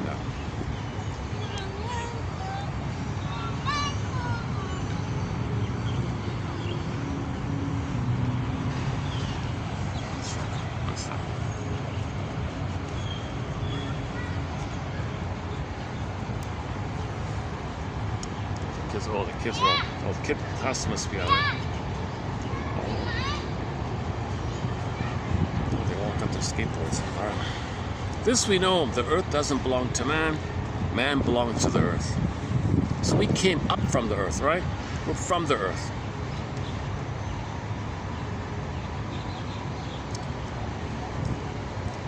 It's a narcissistic injury. It wrecks your pride, maybe. It goes against your pride. But what is narcissism? All babies think they're kings and gods in the beginning. If you're still in that mode, that means your mother didn't love you, so you'd be out of it in the reality place. So go to Carl Sagan's clip, A Reassuring Fable. Go to the clip called A Reassuring Fable by Carl Sagan. Oh boy. Yeah, I might have to move here soon. What time is it? My goodness. Well, it's 4:05 here. It's getting busy around here again. Different, totally different crowd around me here. Next one here. What is man without all the wildlife and the buffalo and the beasts and the animals? What are we without this? If all the beasts were gone, men would die from great loneliness of spirit. For whatever happens to the buffalo and the beasts and the animals, etc., also happens to man. All things are connected. Whatever befalls the earth befalls the children of the earth. Whatever befalls the earth befalls us, because we're from the earth, we're connected to ecology. If we destroy the soil and the food, okay, we're going to be harmed by this. We're not getting proper nutrition. We're going to get sick. If we, one branch of the plunder system specifically says that its purpose is to destroy the food. They deliberately, overtly, actively want to destroy the food. The slogan, we got to control you. The way to control you is to control the food. Destroy the food, we can control you. What a disturbed thing, right? No, it's not that. That's the surface. That's the superficial. The real issue is the people doing this felt spoiled during the time with the mother. The mother wasn't sweet to them, sour to them, spoiled in the relationship. So they want to spoil the soil. But in reality, you do that, we're all going to die. But people doing it don't care. Psychopaths, they don't care. They can't help themselves. They got to do what was done to them for their homeostasis of where they're at. And where they're at is their goodness is damaged. It's damaged goodness out there called envy. A quote coming up is about the buffalo. Yeah, that buffalo quote is quite memorable. That's the last one, I think. Okay, those two are from Seattle. Chief Seattle, the city, Seattle, named after at least some of the place names,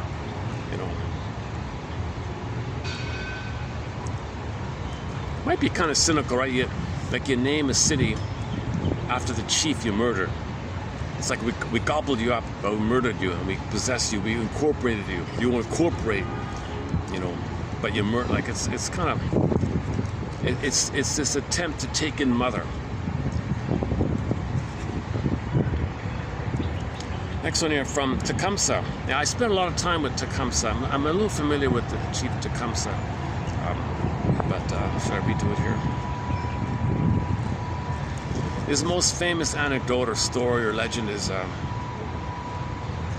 so we know about how in 1776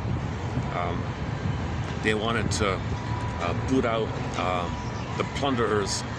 They were plunderers themselves, but some of them said, we want to stop this. We don't want to be, yes, we plundered the place, but let's cut ties with who hired us to plunder, and let's kick them out. So 1776, the birth of a new way, right? People, the plunderers were enraged by this, right? So they kept coming, no, back off, we want a new way. So they kept coming over and all that, back off. So one round was the 1812 one, right? So Canada was Britain, so they invaded in, right? 1812. And Tecumseh was a leader in the indigenous people, and they tricked him. They fooled him. They played a trick on him. Hey, Tecumseh, how about you get your buddies together and create like a zone, like a buffer zone? It was a trick, and of course he died, of course. But anyways, in one of the battles for being fooled to play for the plundering side, it did.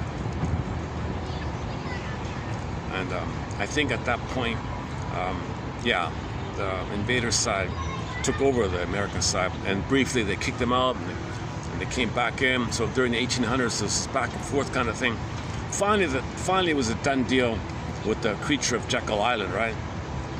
The song, we played the song, the AI song called "The Creature from Jekyll Island" by the AI program, or whoever's behind that, I don't know, called The Shocking Truth.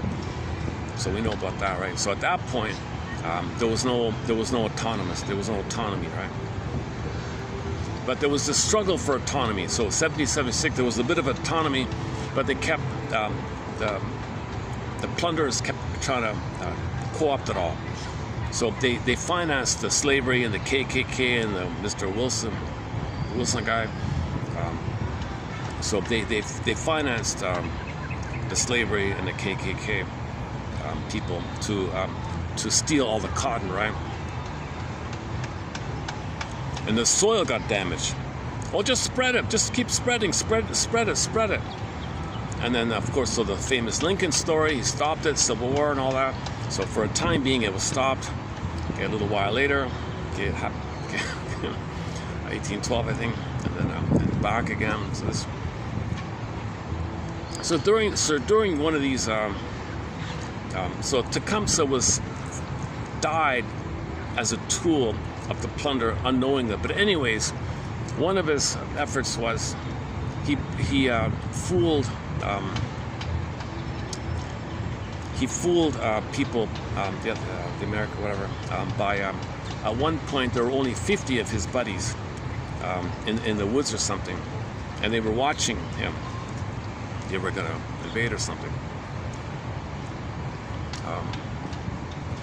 So Tecumseh told his buddies, "Hey, we're outnumbered here. There's a couple of thousand. We're only 50 here. Hey guys, I want you. We look all alike to them. I want you to run around in circles for 2 days. Just keep running around." And the guy watching, "Oh, whoa, we better back off. There's thousands of them. There's only hundreds of us." And they retreated and they lost. So it was a trick like that. So for a little while, Tecumseh won a battle or something like that. I don't know, something. He died in the end, of course. Poor guy. So so in the end, the indigenous people were all murdered. They were used. It was cynical. Even to this day, indigenous people are being used in a cynical way.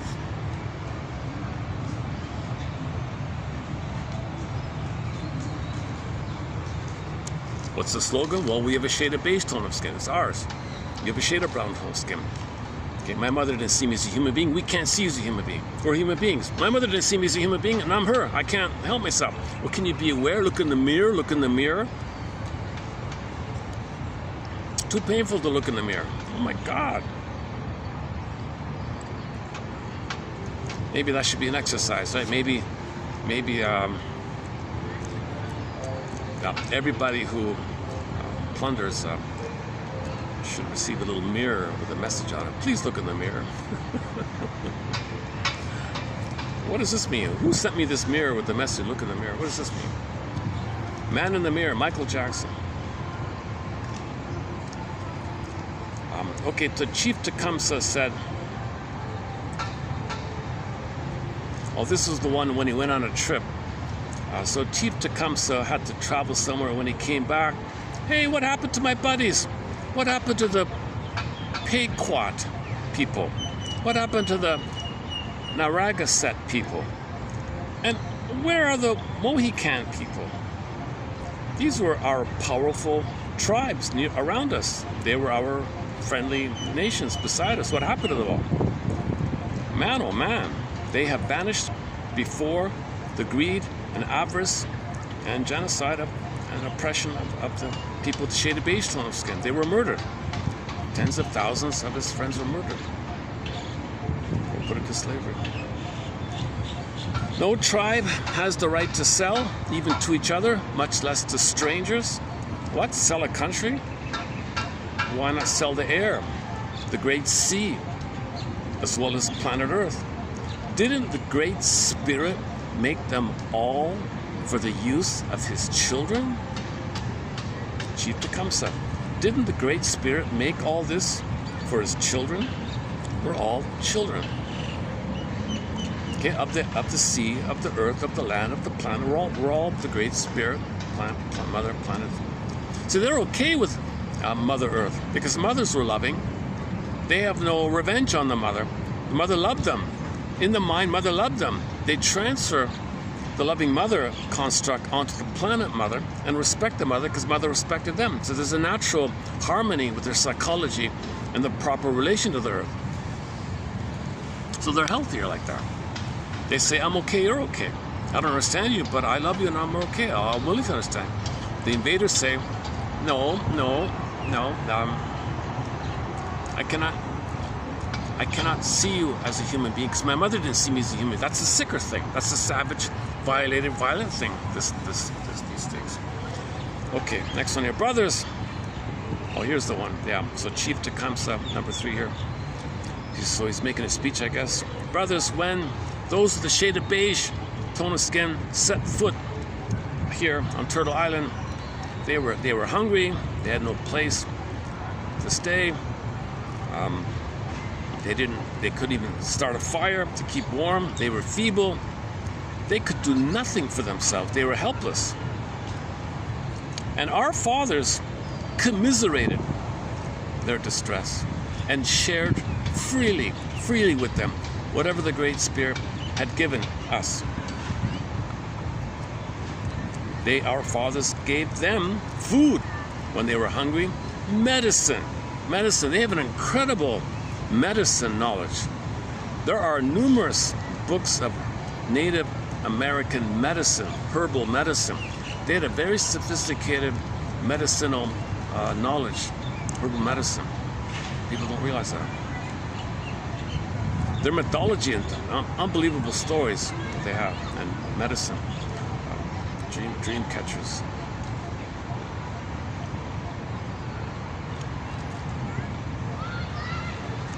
Yeah, so our fathers gave them medicine, spread skins for them to sleep on, gave them grounds and a tent. They gave them oysters and fish and corn and food.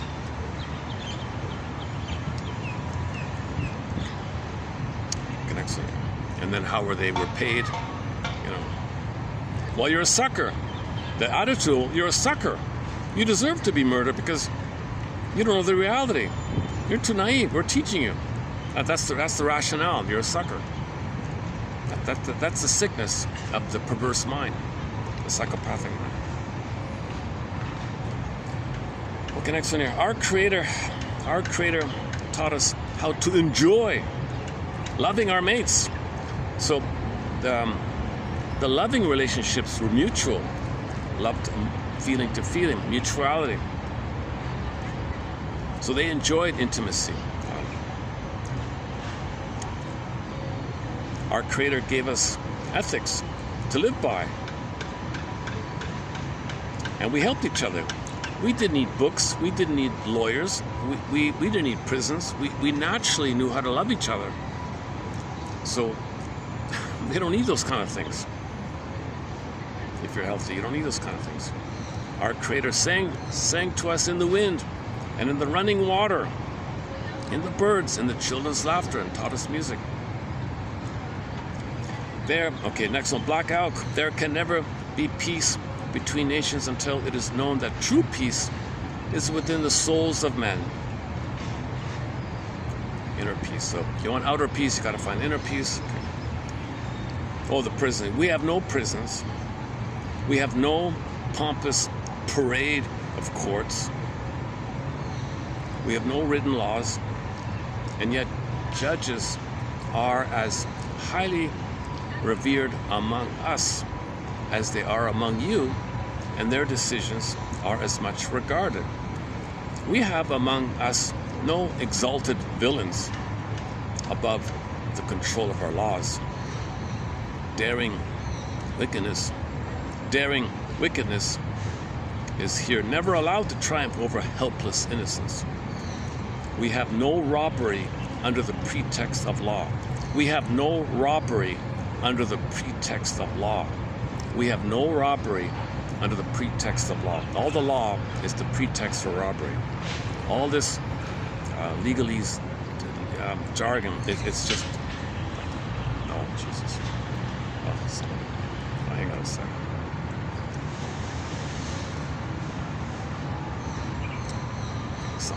Something's kind of distracting just in front of me. This always happens when I sometimes hesitate coming here because there's so many distracting things here.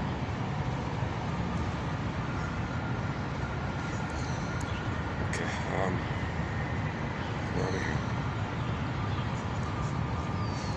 Yeah, so they don't, this guy said, you worship these violent, sadistic killers like Billy the Kid and all these gunslinger, and you worship them? You like on TV, people watch all these criminal things. What the hell? We hate that stuff. We don't glorify that. You're sadistic, you like that. So they were not sadistic. They were not masochistic, but they were not sadistic. So I don't have it, but one would go to the, they would go to the elder, tell the story, or whatever he said, that was the law. No paper, or it was a wise woman. Usually, sometimes it was a wise woman. They would tell the story, she would pause, make her decision, and they would respect it.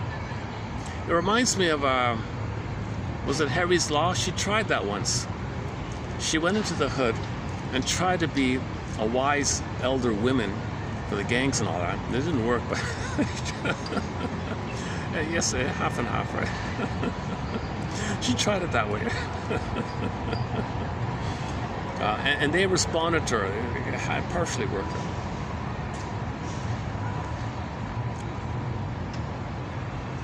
Yeah, so indigenous people didn't tell stories glorifying people who committed genocide and murder like we have here. Like we put up statues to people who committed genocide. We put statues to them. In my hometown, the largest statue is one of the most cruelest, violent persons you can imagine. There's even a quote of his that said, "Oh, just because people lived here for 50,000 years doesn't mean it's theirs. Their skin tone isn't a shade of beige, so that's why it's not theirs. It belongs to us." He said that. He said they have no right to this land because their skin tone is not beige. He's thinking milk, like white, right? His only identity is the mother. The only sibling mother was the milk he got. There wasn't any soothing or holding, right?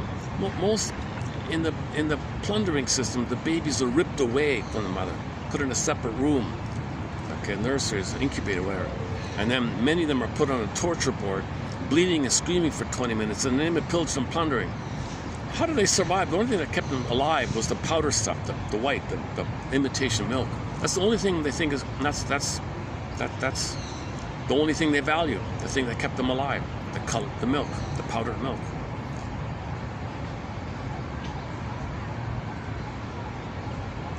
In those days, maybe it would have been someone else, the wet nurses.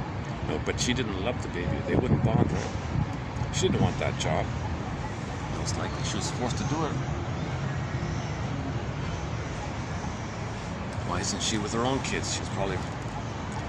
So when poverty is created, you got this cheap labor. So a lot of poverty is created to have the service. They feel entitled. Mother didn't give me, so you give me. I feel poor, you make you poor, now you give me. Because I was poor, I had to give. Mother made me poor, I had to give to her, so I make you poor, you give to me. So the outer is a reflection of the inner.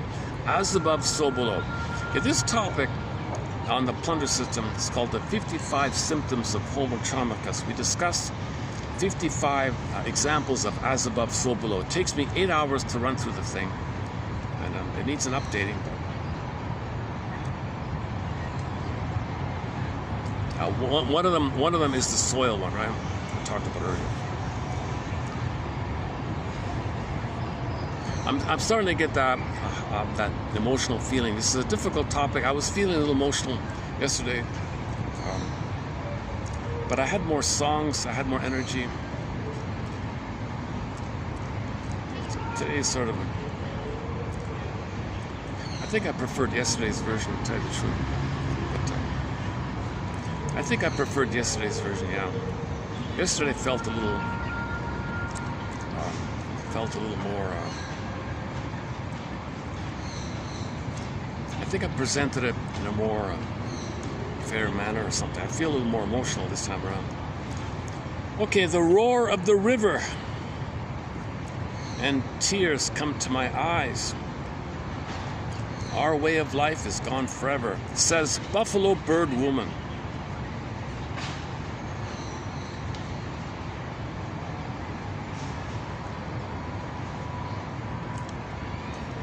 Okay, here's Crazy Horse. I was not hostile to those with the shaded beige tone of skin who came over. I wasn't hostile to them. We had buffalo for food, and their hides for clothing, and our teepees.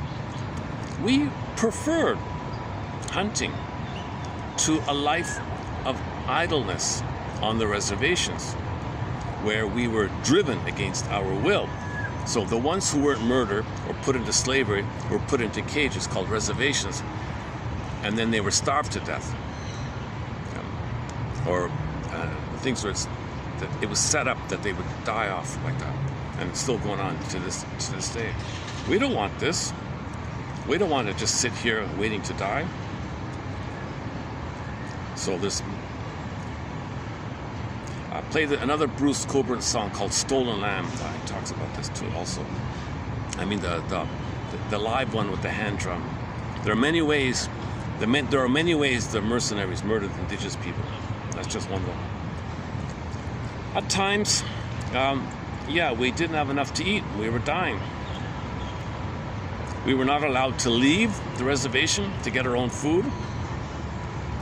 Man, oh man, we much preferred our own way of living. We were no expense to you and Shade of Beige. Just leave us alone, right? All we wanted was peace and to be left alone. Okay, play the song, Searching for a Seal. Leave us alone. You guys, you sent out mercenaries to destroy our homes and our villages. One of them was Longhair, a guy they called Longhair. So this is the famous Custer story. Then he came our way trying to kill us. You say that we killed him, but he was he invaded us. And we were trying to escape. Our first impulse was to escape with our squaws and papooses. I think that means children. We were trying to escape with our squaws, our wives, our women, and our little children. But you cornered us in, you hemmed us in, and we had to fight back. And that's the one time they actually won a battle, right? They didn't even try to win, they were just forced. After that terrible thing, I, Crazy Horse, I went up to Tongue River with a few of my own people and tried to live in peace, but no, you kept coming after us. More you guys came. Man, oh man, was I tired of this, says Crazy Horse. And to this day, even the Twilight Zone figures out, how did he lose? Here's propaganda, right? You ignore the real issue and focus on, why did Custer lose that battle? Giving the impression how dangerous indigenous people are. Nothing's true. Everything we've heard about this is wrong.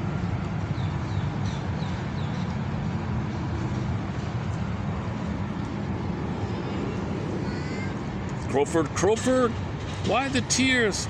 Okay, this one's from Crowford. What is life? He says. Life is the flash of a firefly in the night. It is the breath of a buffalo in the wintertime. It is the little shadow which runs across the grass and loses itself in the sunset. A lot of these are very poetic about nature. Next one here. We have a saying that those with the shaded beige tone of skin, I don't use white man, I don't want to use that phrase. Human beings with the shaded beige tone of skin. We have a saying that those with the shaded beige tone of skin see so little. They don't see much, do they? They're like really soul blind, aren't they? They see so little. You could notice. They could notice. They could see if they wanted to, but they're too busy killing us. You know, we live in a spiritual world with our song, dance, and ritual, where we act out a mythology. It's part of our spiritual hygiene to every day dress up in a mythological epic that's kind of like the dream world of our personal dream and the dream of the earth kind of thing. Like the dream of all, like nature's alive, it has an unconscious, it has energy, just like a person has a dream world, the earth has a dream world, and you're linked to it all, and you're trying to connect it to and keep a harmony between the two worlds. So we try to understand our life with our heart. So we're busy doing that. You're busy not seeing any of the soulful area. You're too busy in your manic greed. So you're not seeing. Okay, next one here. Okay, the Nez. Okay, so here's one about. Don't glorify this phrase, Lewis and Clark. Huh? All the Nez Perce, one of the nations, Nez Perce. Nez, P-E-R-C-Z-N-E-Z. Nez Perce. All of us, the Nez Perce nation, we made friends with these two guys, with these two mercenaries who came over. We try to get along with them, and we promised that you can pass through here, and we'll leave you alone. We never broke our promise to those guys. You know, and somebody commented, gee, you know, there were only two of them when there were so many of us. But they didn't understand, right? But the Nez Perce wish to live in peace. Excellent. Chief, okay, Dan George is a little bit famous. He was an actor in Hollywood or something. So he's a more recent one, Dan George. You played in a film, right? Or something. May the stars carry your sadness away. May the stars carry your sadness away. So it's a poetic way to look in the sky, stars, you're calm, it's nighttime, stars, you're acknowledging your sadness. Pause, it'll go away, right? Negative feelings pass away, positive feelings grow. Stay with your negative feelings, it'll go away. Stay with your positive feelings, it'll grow. May the stars carry your sadness away. May the flowers fill your heart with beauty. May the flowers fill your heart with beauty. Any flowers here?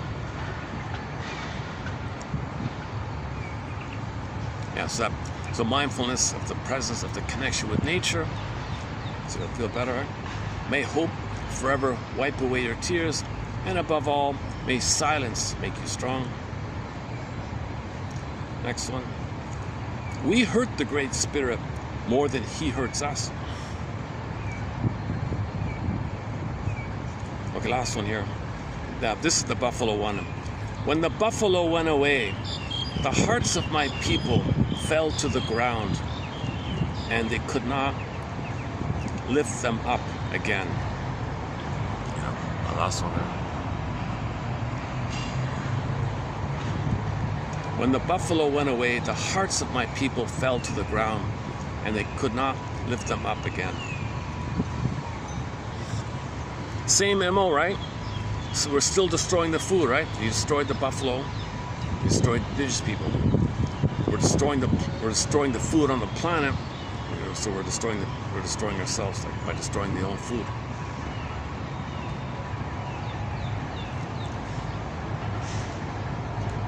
I don't buy this nonsense about 3D printers, the Star Trek food replicators. The 3D printing machines, you put in some cells and stuff and some chemicals and stuff, it'll create some synthetic sludge with some chemicals. It's gonna make people sick. People get diseases by this. But it'll be advertised. Don't worry. Okay, another big lie. Okay, let's see if the phone will read this out. Okay, I'm gonna let the phone read this out here.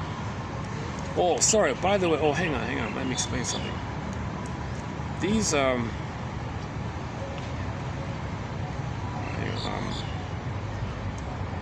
have it here?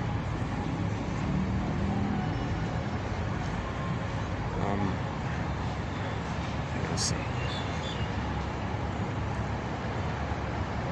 Son of a gun. Oh, hang on. Let me dig it up here. All these quotes come from a book called Native American. So your mission, submitted for your approval and consideration in the event that you accept to do so, should you choose to do so, is to, it's only $4. Hang on a second. It's a digitized, it's in digital form. It's called Native American Quotes by Faulkner.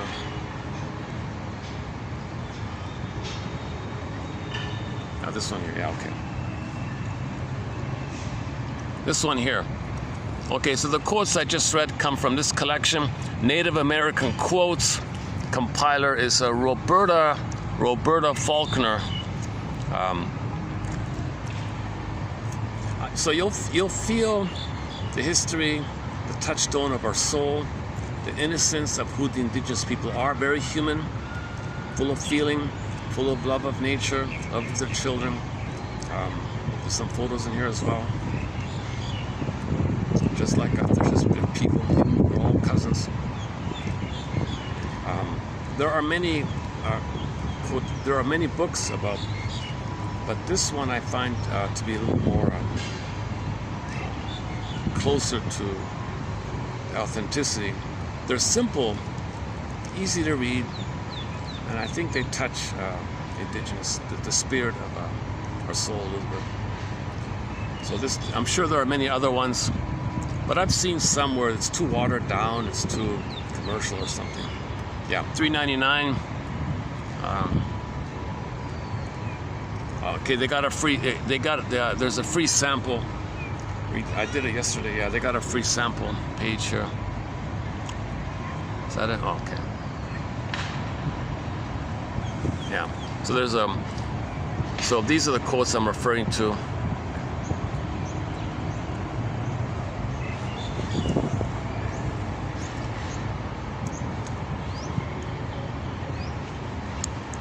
Okay, so we'll have more quotes from indigenous people in the future.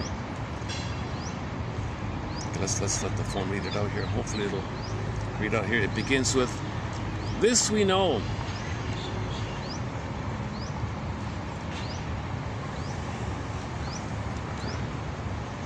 Where can I put it? One second. Let me find a spot here. One second.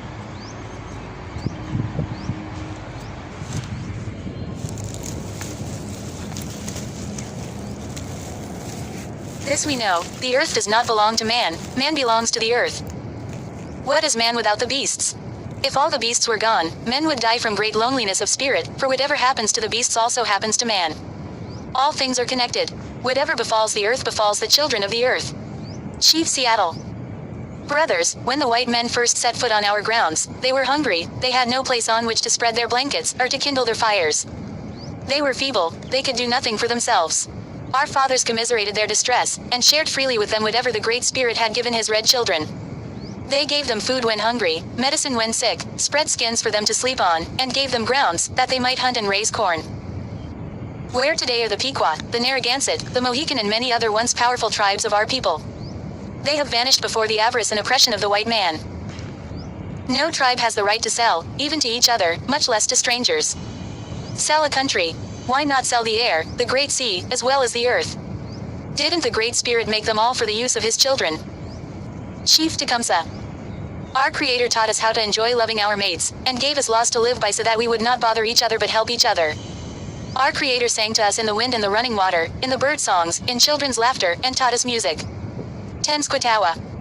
There can never be peace between nations until it is known that true peace is within the souls of men. Black Elk. How smooth must be the language of the whites, when they can make right look like wrong and wrong look like right. If we have corn and meat and know of a family that has none, we divide with them. If we have more blankets than are sufficient and others have not enough, we must give to them that want. Black Hawk. We have no prisons. We have no pompous parade of courts. We have no written laws, and yet judges are as highly revered among us as they are among you, and their decisions are as much regarded. We have among us no exalted villains above the control of our laws. Daring wickedness is here never allowed to triumph over helpless innocence. We have no robbery under the pretext of law. Joseph Brandt. When a man does a piece of work which is admired by all, we say that it is wonderful. But when we see the changes of day and night, the sun, moon, and stars in the sky, and the changing seasons upon the earth with their ripening fruits, anyone must realize that it is the work of someone more powerful than man. Chased by bears. If this is the kind of civilization awaiting us on the reservation, God grant that we may never be compelled to go on one, as it is much preferable to live in the mountains and drag out an existence in our native manner. Sarah Winnemucca. The roar of the river, and tears come into my eyes. Our Indian life, I know, is gone forever. Buffalo Bird Woman. I was not hostile to the white man. We had buffalo for food and their hides for clothing in our teepees.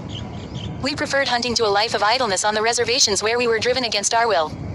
At times we did not get enough to eat, and we were not allowed to leave the reservation to hunt. We preferred our own way of living. We were no expense to the government then. All we wanted was peace and to be left alone. Soldiers were sent out in the winter who destroyed our villages. Then, long-haired, General George Custer came in the same way. They say we massacred him, but he would have done the same to us had we not defended ourselves and fought to the last. Our first impulse was to escape with our squaws and papooses, but we were so hemmed in that we had to fight. After that, I went up on Tongue River with a few of my people and lived in peace. But the government would not let me alone. I was tired of fighting. Crazy horse. What is life? It is the flash of a firefly in the night. It is the breath of a buffalo in the wintertime. It is the little shadow which runs across the grass and loses itself in the sunset. Crowfoot. We have a saying that the white man sees so little, he must see with only one eye. You could notice if you wanted to, but you are usually too busy. We Indians live in a world of symbols and images where the spiritual and commonplace are one. We try to understand them not with the head but with the heart. Lame deer. All the Nez Perce made friends with Lewis and Clark and agreed to let them pass through their country and never to make war on white men. This promise the Nez Perce have never broken.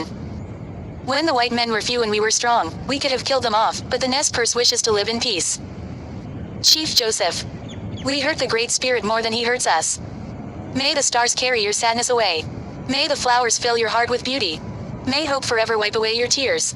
And, above all, may silence make you strong. Chief Dan George. When the buffalo went away, the hearts of my people fell to the ground, and they could not lift them up again. Plenty Coos. TQ3266.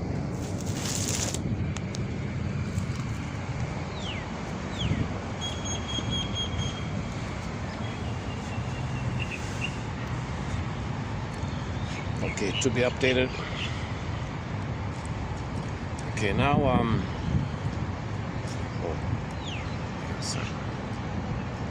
I covered way more ground yesterday.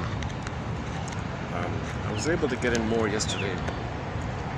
I feel like I'm stumbling a little bit too much in this video, but at least I got to start somewhere. So, anyways, so this concludes a preview of our first batch of quotes on native wisdom. Our humanity's touchstone, our soul. They represent our soul. It breaks my heart that even today, the very negative attitudes people will say. Unbelievable. Unbelievable.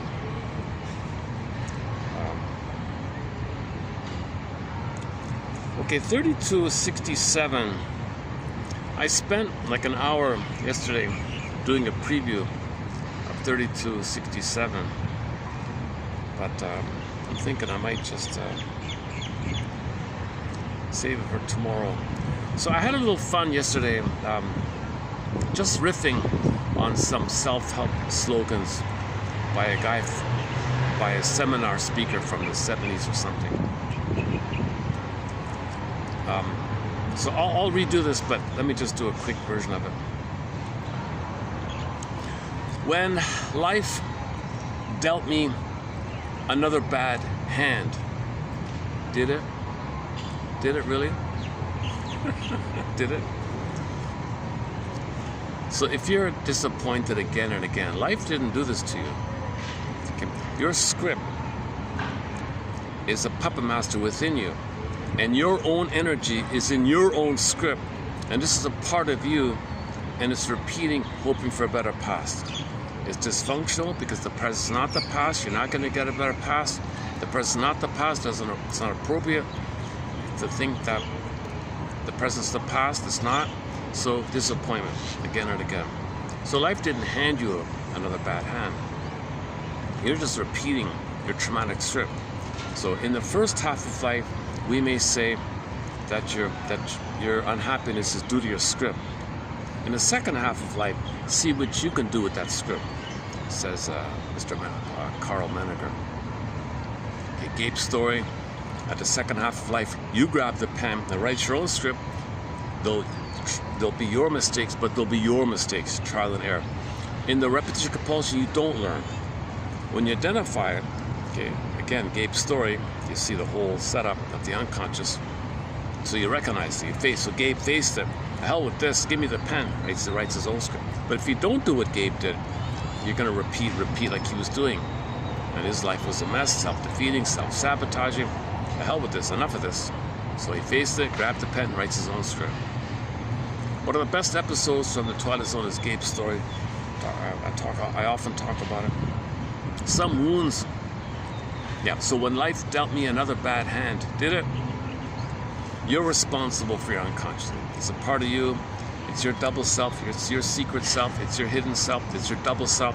It's the one who walks with you, who's not like you, who is you. It is you. So you're doing this. Life didn't hand it to you. You're doing this. You're creating this. Identify how you're doing this. When life dealt me another bad hand, did it? You're creating this. Some wounds can't be healed by a doctor. We must lick them clean in a quiet place and wait for the earth to turn.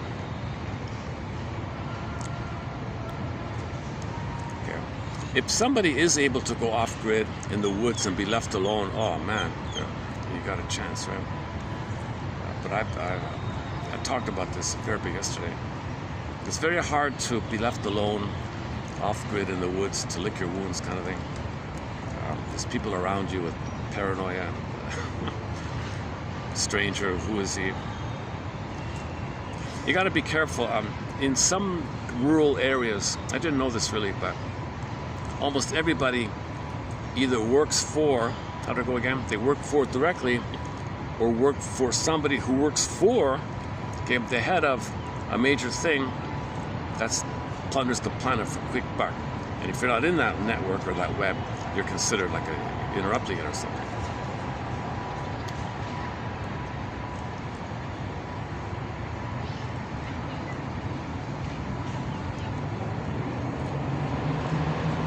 Anyways, some wounds can't be healed by a doctor. We must lick them clean in a quiet place and wait for the earth to turn.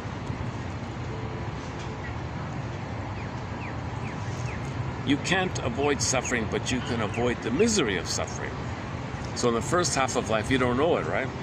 Second half of life, oh, I know it, but you don't have to be miserable. So there's a difference between,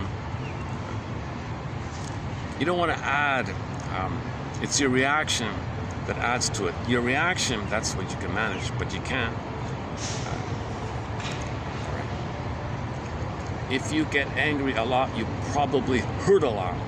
Try crying next time. Yeah, I spent a half an hour on this one yesterday. This issue with crying. So part of it is crying. I mean, the deep crying of the morning will give you your identity. But it's complicated for a lot of people. They have prolonged grief, the derailment of the grief process, aggravated grief, pathological mourning, melancholia, ambivalent loss. They can't do it, so they can't be sad. That means the anger, when you're triggered, your needs not being met, and your anger is a cry for love. You're crying for love, you can't be sad because you got no identity, because you never loved to be sad. You need an identity to be sad. You never had love to, you had an identity to be sad, so you're always angry. So some people are always angry, they can't be sad. Some people are always angry, they don't know how to be sad because you need an identity to be sad. They never got enough love originally to have an identity to be sad, so they're always angry. But what does he mean then? If you get angry a lot, you probably hurt a lot. Try crying next time, but people can't. Now, we're not talking about sometimes you tear up of the stress of your current situation, but you're not touching the past issue. There's just two levels of it. Okay, that's too bad about yesterday, yeah. Because we did, if you go to the last video, we lost the last video. Anyway, the last video here was the humor one. Is that right? Anyways, recently we did 2 videos on complicated grief. I recommend those videos on the grief process. If you go to the shorts section, you'll find some shorts.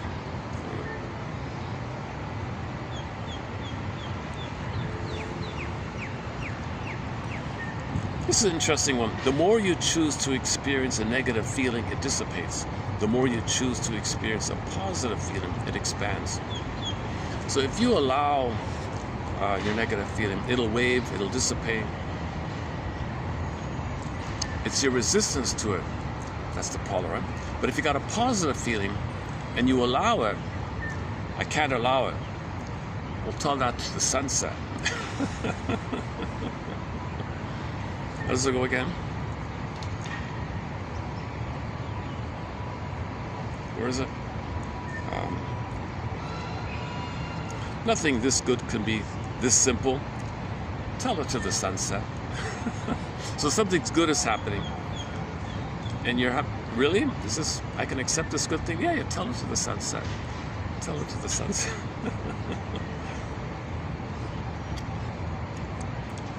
It's a shame when a child grows from being afraid of the dark to a man who's afraid of the light,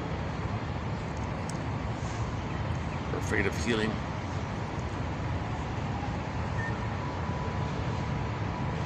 The Great Spirit does not require us to be what we ought to be.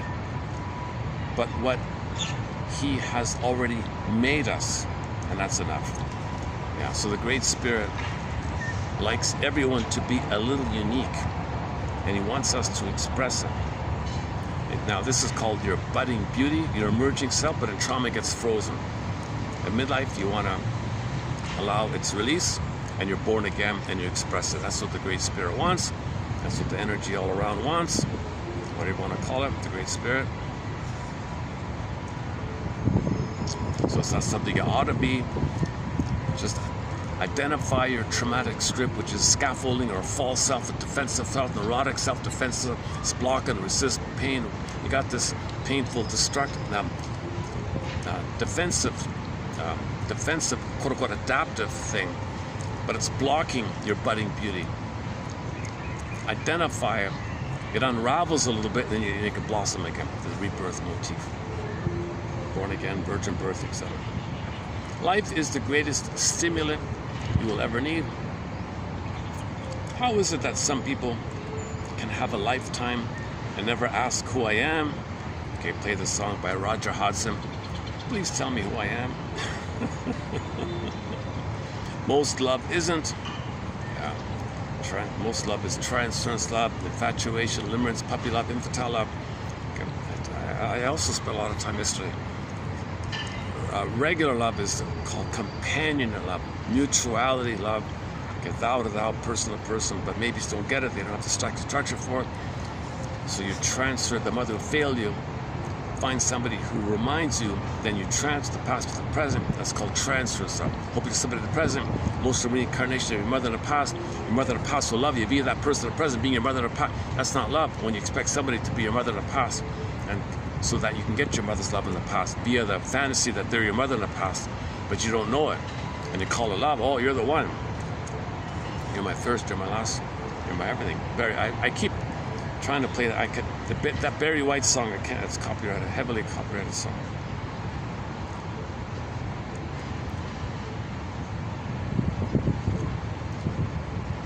Okay, and there's a few more here. Okay, I'll save this for another time.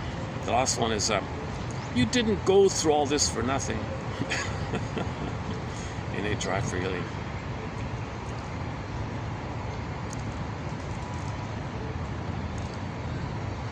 Just by accident, I don't know if I should do this one here. This is just by accident. I saw some young lady. I wasn't looking for this, but she has like a little booklet or something, or a pamphlet or something, or an essay. I don't know. It was online. Okay, it's sort of on the fun, lighter kind of side.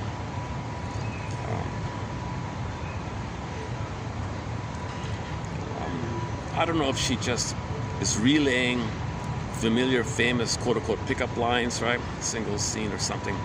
Or these are what she heard and she's relaying it. Or she's just simply wanting to make money,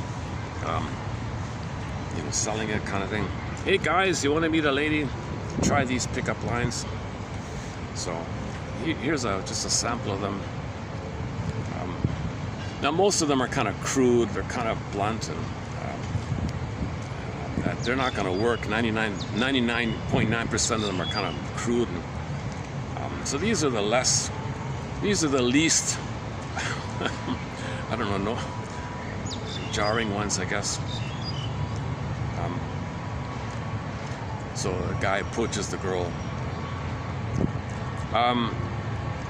Excuse me, do you remember me? No, she says. Oh, that's right. We've only met in my dreams.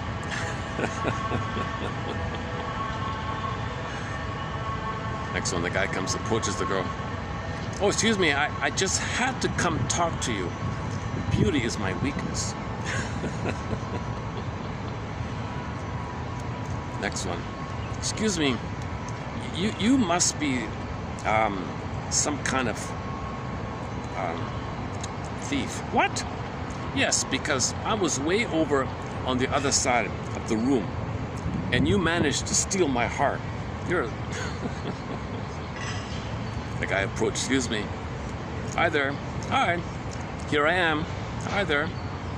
Well, now that I'm here, What are your other 2 wishes? Excellent. Excuse me. Hi there. You know, if you stood in front of a mirror and held up 11 roses, you would see 12 of the most beautiful things in the world. Oh, well, thank you. Excellent. Hey, excuse me. What's a smart, attractive person like myself doing without your phone number? God, maybe not. Okay. Excellent here. Excuse me. Guy approaches to go, excuse me. Which is, I've got a question for you. Okay, what is it? Which is the most beautiful letter in the alphabet? The most beautiful letter in the alphabet. Oh, I'm not sure. What is it? U. Excellent. Guy approaches. Excuse me. Are you a magician by chance? Magician? Well, whenever I look at you, everyone else disappears. Excellent. Excuse me. Are you from Tennessee? Tennessee? Well, you're the only 10 I see. Here. Hey, how about you and I commit the perfect crime? I'll steal your heart and you steal mine.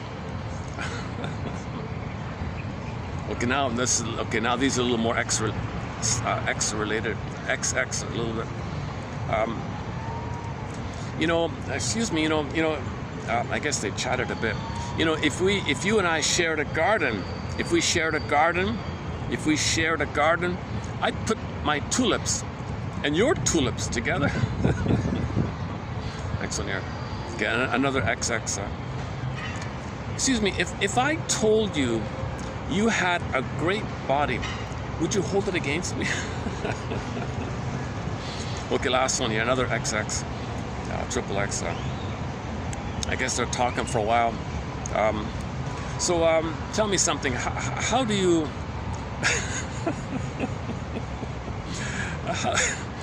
How do you like your eggs in the morning? Scrambled or fertilized? Okay.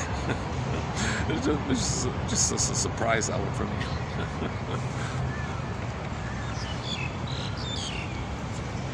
Okay, I just wanted to do something on the lighter side there. Oh, geez, they're still staring at me. Jesus Christ. Well, somebody's staring at me over there. That sometimes happens.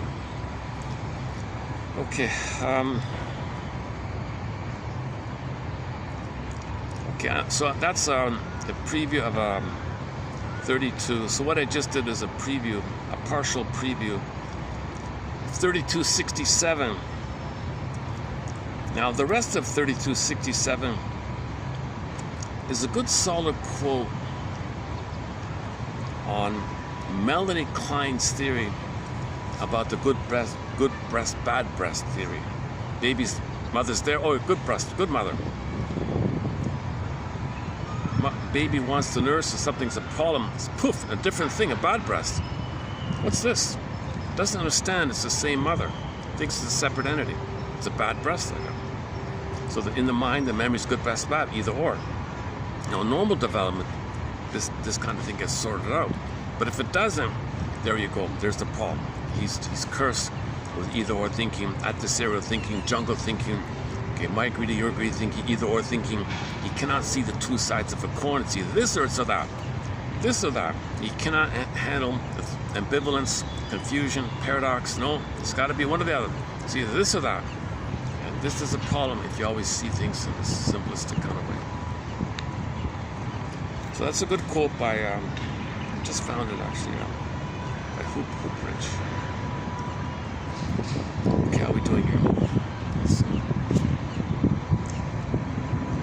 Okay, that one thing that's different in this video is I didn't read those pickup lines in yesterday's video. I spent more time on other material. That's got to be the most silliest, most frivolous thing I've done so far in this collection.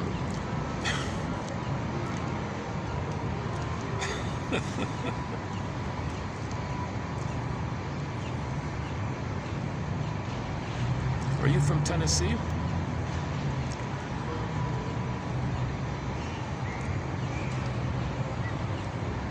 Well, here I am. What are your other two? I just had to come talk with you. Beauty is my weakness. The line is, it says here, sweetness is my weakness. So I don't know, I just changed it to beauty here. And the first one, do you remember me? No, I don't. Oh, yes, of course. We've only met in my dream. It's not a bad one. Okay. Well, good luck. If any man is single hearing this, good luck trying these out. Hopefully one will work. I read another guy's one. He went through all the pickup lines and told you how ridiculous and nonsensical and how bad they are. He explained in a humorous way of how bad most of them are. So that's a separate book.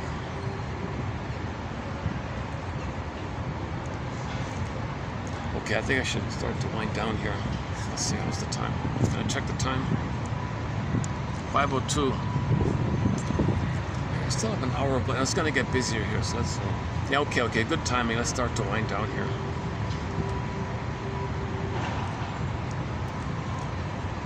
We played Tracy Bone, Eastern Owl, okay. Willie Dunn,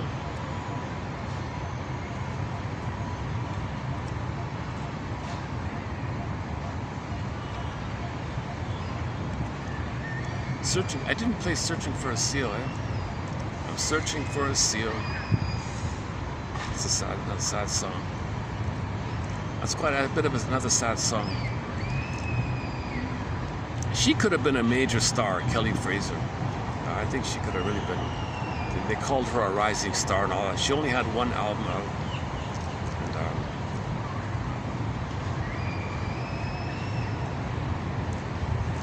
And she's a little well known for doing a cover of that famous song called Diamonds.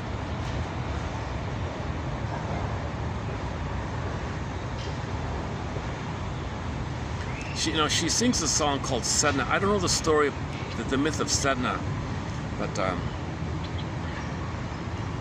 but it's a personification of the forces of the winter or something, good and bad. And so it's kind of like a goddess kind of idea.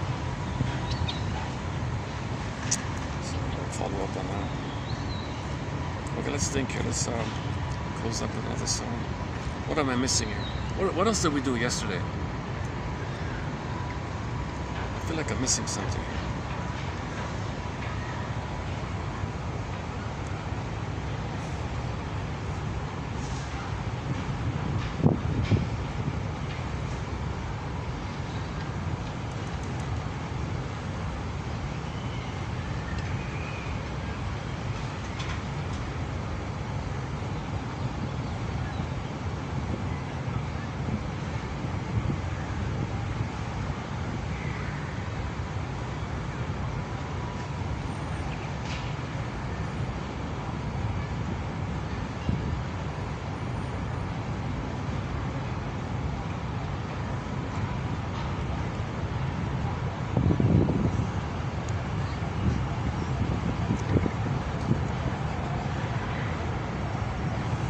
Oh, there's the news item. Inuit singer Kelly Fraser, only 26, very pretty.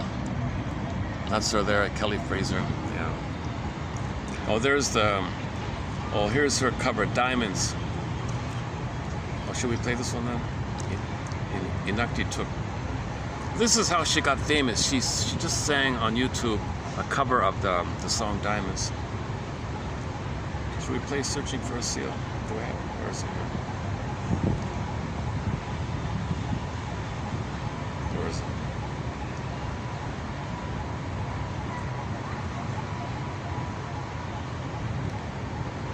Sedna. Hang on, where is it?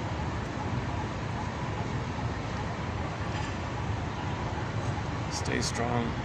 Oh, Looking for a Seal. Here it is. Looking for a Seal. Okay, here's her song called Looking for a Seal. She was a playful, she was a typical young teenager girl kind of. Okay, let's play Looking for a Seal here.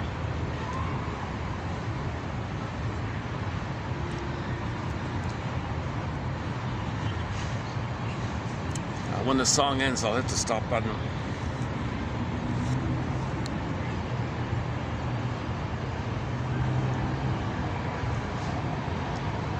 So we're looking for awareness, self-awareness.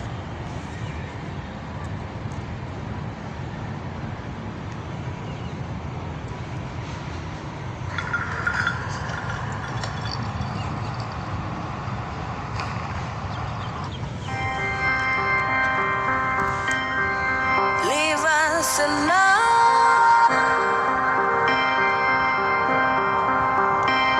We're looking for a seal for our family's meal, so we can stay warm. We can't afford the food at the store. What are we supposed to do? We're looking for a seal. Please leave us alone. Leave us alone. Leave us alone. Let's me, puno ilagan ni renemada. Ado nemada na tivinu khizingani ino yu khosni. Kapwa tusa asuka. Day too many khizi. Ni video rago next street. Kalona no kane mada. Kai suhung napugu inung napugu. We're looking for a seal for our family's meal, so we can stay warm. We can't afford the food at the store. What are we supposed to do? We're looking for a seal. Please leave us alone. Leave us alone. Please leave us alone. Leave us alone. Please leave us alone. Leave us alone. Please leave us alone. We're looking for a seal. Please leave us alone. Leave us alone. I love my culture. I love my food. I love the way we show gratitude. The fearless hunter on the ice, taking aim so precise. The only way to get food tonight. Why do we always have to fight for the right to hunt, for the right to sell? Since the 80s when the prices fell, activists getting all the pay. So listen to me when I say the sealskin ban is just a scam. That's what I want you to understand. We're looking for a seal for our family's meal, so we can stay warm. We can't afford the food at the store. What are we supposed to do? We're looking for a seal. Please leave us alone. Leave us alone. Please leave us alone. Leave us alone. Please leave us alone. Leave us alone. Please leave us alone. We're looking for a seal. Please leave us alone. Yeah, you know, like that kind of, it's kind of like the people who plunder, you know, and she's voicing, externalizing what people felt. They felt helpless. Mother didn't leave them alone, but there was no mother. What filled in for the mother? Their own rage attacking themselves. So they're criticizing themselves, berating themselves. So they do that to innocent people, and now they're voicing it. Look what you're doing to me, leave me alone. Well, they don't know that their anger is attacking themselves, not leaving them alone. And then, so the baby is traumatized, okay, doesn't feel free to be himself. You can't be free to be you. Okay, so I'm love starved, so you starve, so you complain and be helpless and suffer. That's called externalization. Externalization is a defense to not feel the inner thing going on. If somebody expresses for you, coax others, prod others, set it up, others express, that's a defense you don't feel within, called protective identification. You put people into the role, coax them in the role to express what you don't want to feel about yourself within. So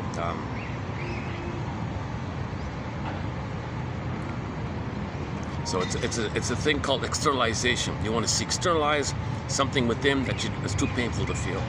Okay, I'll leave it there for today. On this topic on externalization, Karen Horney One of our mentors, Karen Horney, has a book called Our Inner Conflicts. I think it's chapter 5. The whole chapter is on this, called externalization.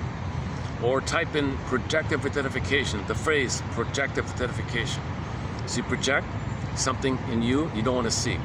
Or you want others to identify with it, believe it's it, believe they possess the thing that you don't know about yourself. You want them to identify something that you project onto them and coax them to identify with it. So she's suffering, I'm suffering, I've identified with this helplessness. I can't eat, I'm starving, all these hardships of our people. So I've identified with them. And the people who say, oh yeah, you can't fish her, you can't hunt her. So why would you do that? Vast open space.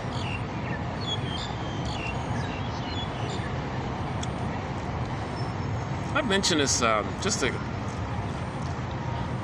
I think the simple thing personally is if it's true, oh, somebody's right there.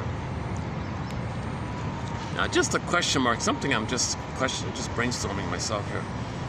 Somebody said, a professor from Sonoma, what's his name again? Peter Phillips. When I say the name Peter Phillips, I mean the guy who wrote the book called Giants. He said he studied the plunder system, and his estimate is that there are 200 of these secret families behind the scenes that own each other's networks and all that. They all own each other's and all this. So they're like a one web or something. Vampire squid, they call it. Somebody called it. So what about this? If it's true that 200 families kind of control everything or own everything, whatever you want to call it. Okay. Why not create 200 new countries? They can name it after themselves as a vanity project. Who cares? Nobody cares about that. So these 200 families, okay, can just declare all this open space out there, right? Create 200 new countries. Sustainable, using all the sustainable methods.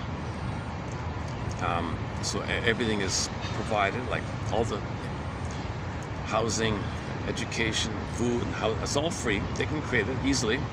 It's nothing for them. They own trillions and trillions and trillions. They can do it easily. It's just pocket change kind of thing. And they can create 200 countries. That'll be a huge energetic release and flow, and things will be more balanced and circulation more, right? They can do it. One short seller said, you got to be kidding. If they wanted to, they could do it. They could do it. He said, in a fantasy, if there were a higher power and you taxed the people who plunder, what do you say, 0.5% or something, I don't know. Everybody on the planet would have 2,000 universal basic income, which would be enough to meet all their basic needs, Really? Just tax the wealthy half of one, what is it? Let's just say 1%, I don't know. Less than 1% even. And you can have heaven on earth. You can have heaven on earth if you just tax. They don't want to do it. It's a psychological issue. It's envious to seek goodness. It's envious to see other people happy because it triggers the pain that they need goodness. They can't have goodness.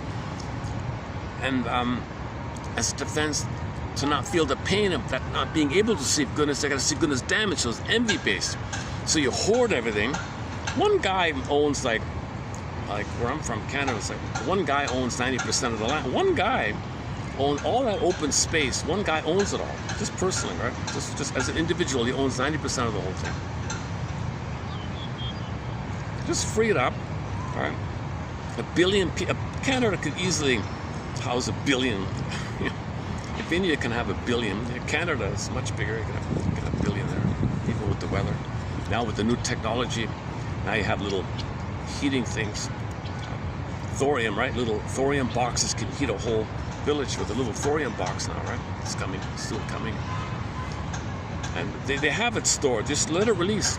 Release the latest sustainable systems. Coffee grinds. Recycle the coffee grinds into the cement. It makes the cement stronger. It can be used for insulation. It can be used for composting. So the soil will not be damaged. The coffee grinds will go into the soil. The soil will be healthy, nutritious, and the whole country can have nutritious food for everybody. People can move over a little bit to give people space a little bit.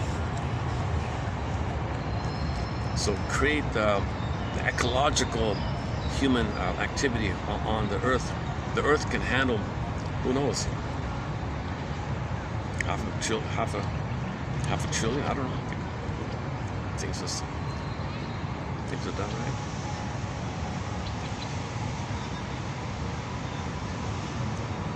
Like you fly on a plane, right? You look down, it's all space. Everywhere you go, oh my God, oh, there's a little city. There's a space for hours and hours and hours, all space. Like, it's amazing, actually. But the greed and the hoarding, right? Well, it's my greed to get mother's love in the nursery. Does it work? No. But I do it again, greed again. They can't give. What, give? I give? No. I have to receive. I have to grab and take and destroy. If I can't get destroyed, it's grandy. I can't give. So the psychology is very traumatized if you only think in terms of greed and envy. The natural psychology is what somebody called Freude. Pleasure in your happiness, pleasure in other people shining their light. You shine your light, and there's more. Okay, you get the idea. Somebody called trauma and empathy disorder.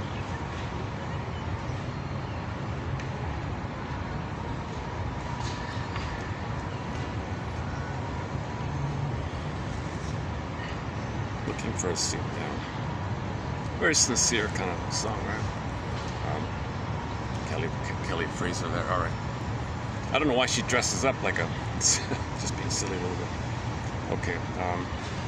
What else?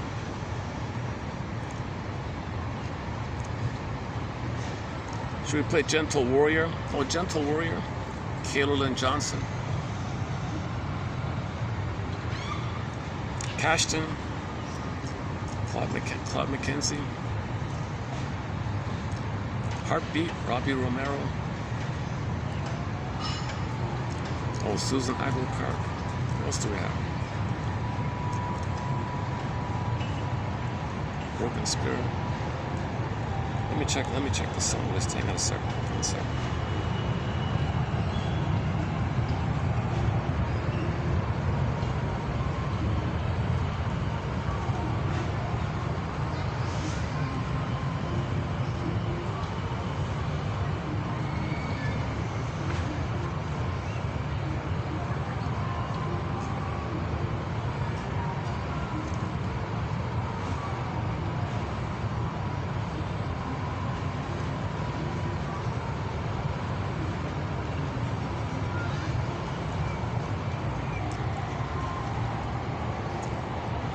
Let's close up with another Willie Dunn.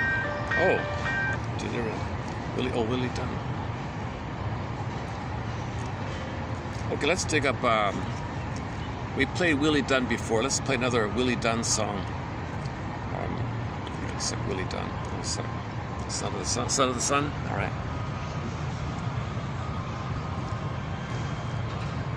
Yeah, I liked somebody's comment. Somebody said, hey, he kind of sounds like Johnny Cash. He said, oh no. Johnny Cash sounds like Willie Dunn.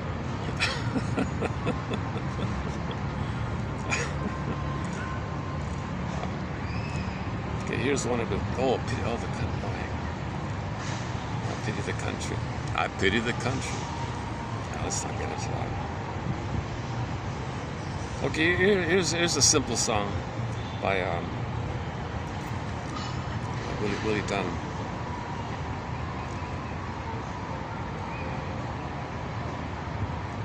Okay, there's several versions of it. I'll just play this one from the North American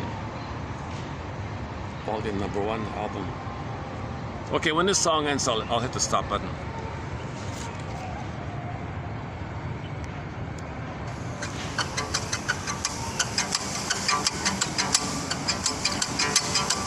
Son of the sun, son of the earth, the soul of light, children of the world, daughters of starlight, daughters of mirth, sisters of sunlight, sisters of earth, brothers of nature, brothers of old, brothers of legend, and the story untold.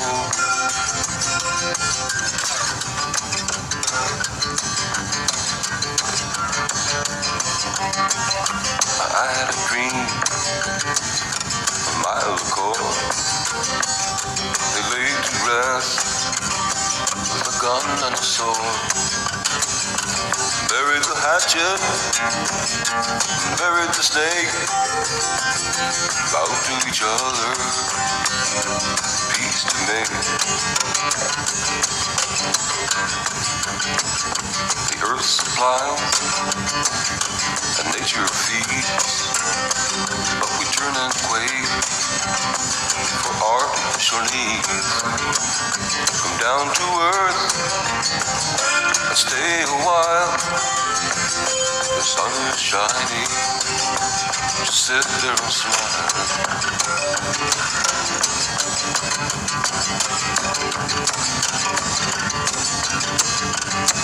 I'm a brown-skinned man, that's what I am. Got a guitar and a drum, that's where I come from. Spirit of the sun, spirit of the sea, worthy of the shadow, come shine down on me.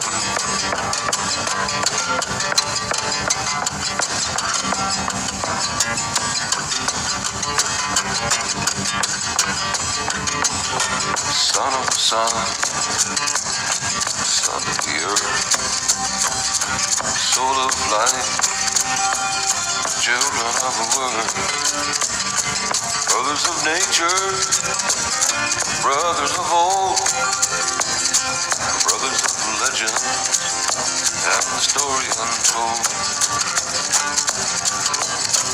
Daughters of starlight, daughters of earth, sisters of sunlight, sisters of earth.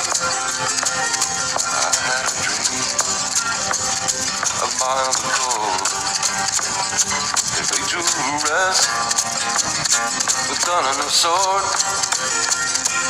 Buried the hatchet, they buried the snake. Bow to each other, peace to make. Oh, son of the sun.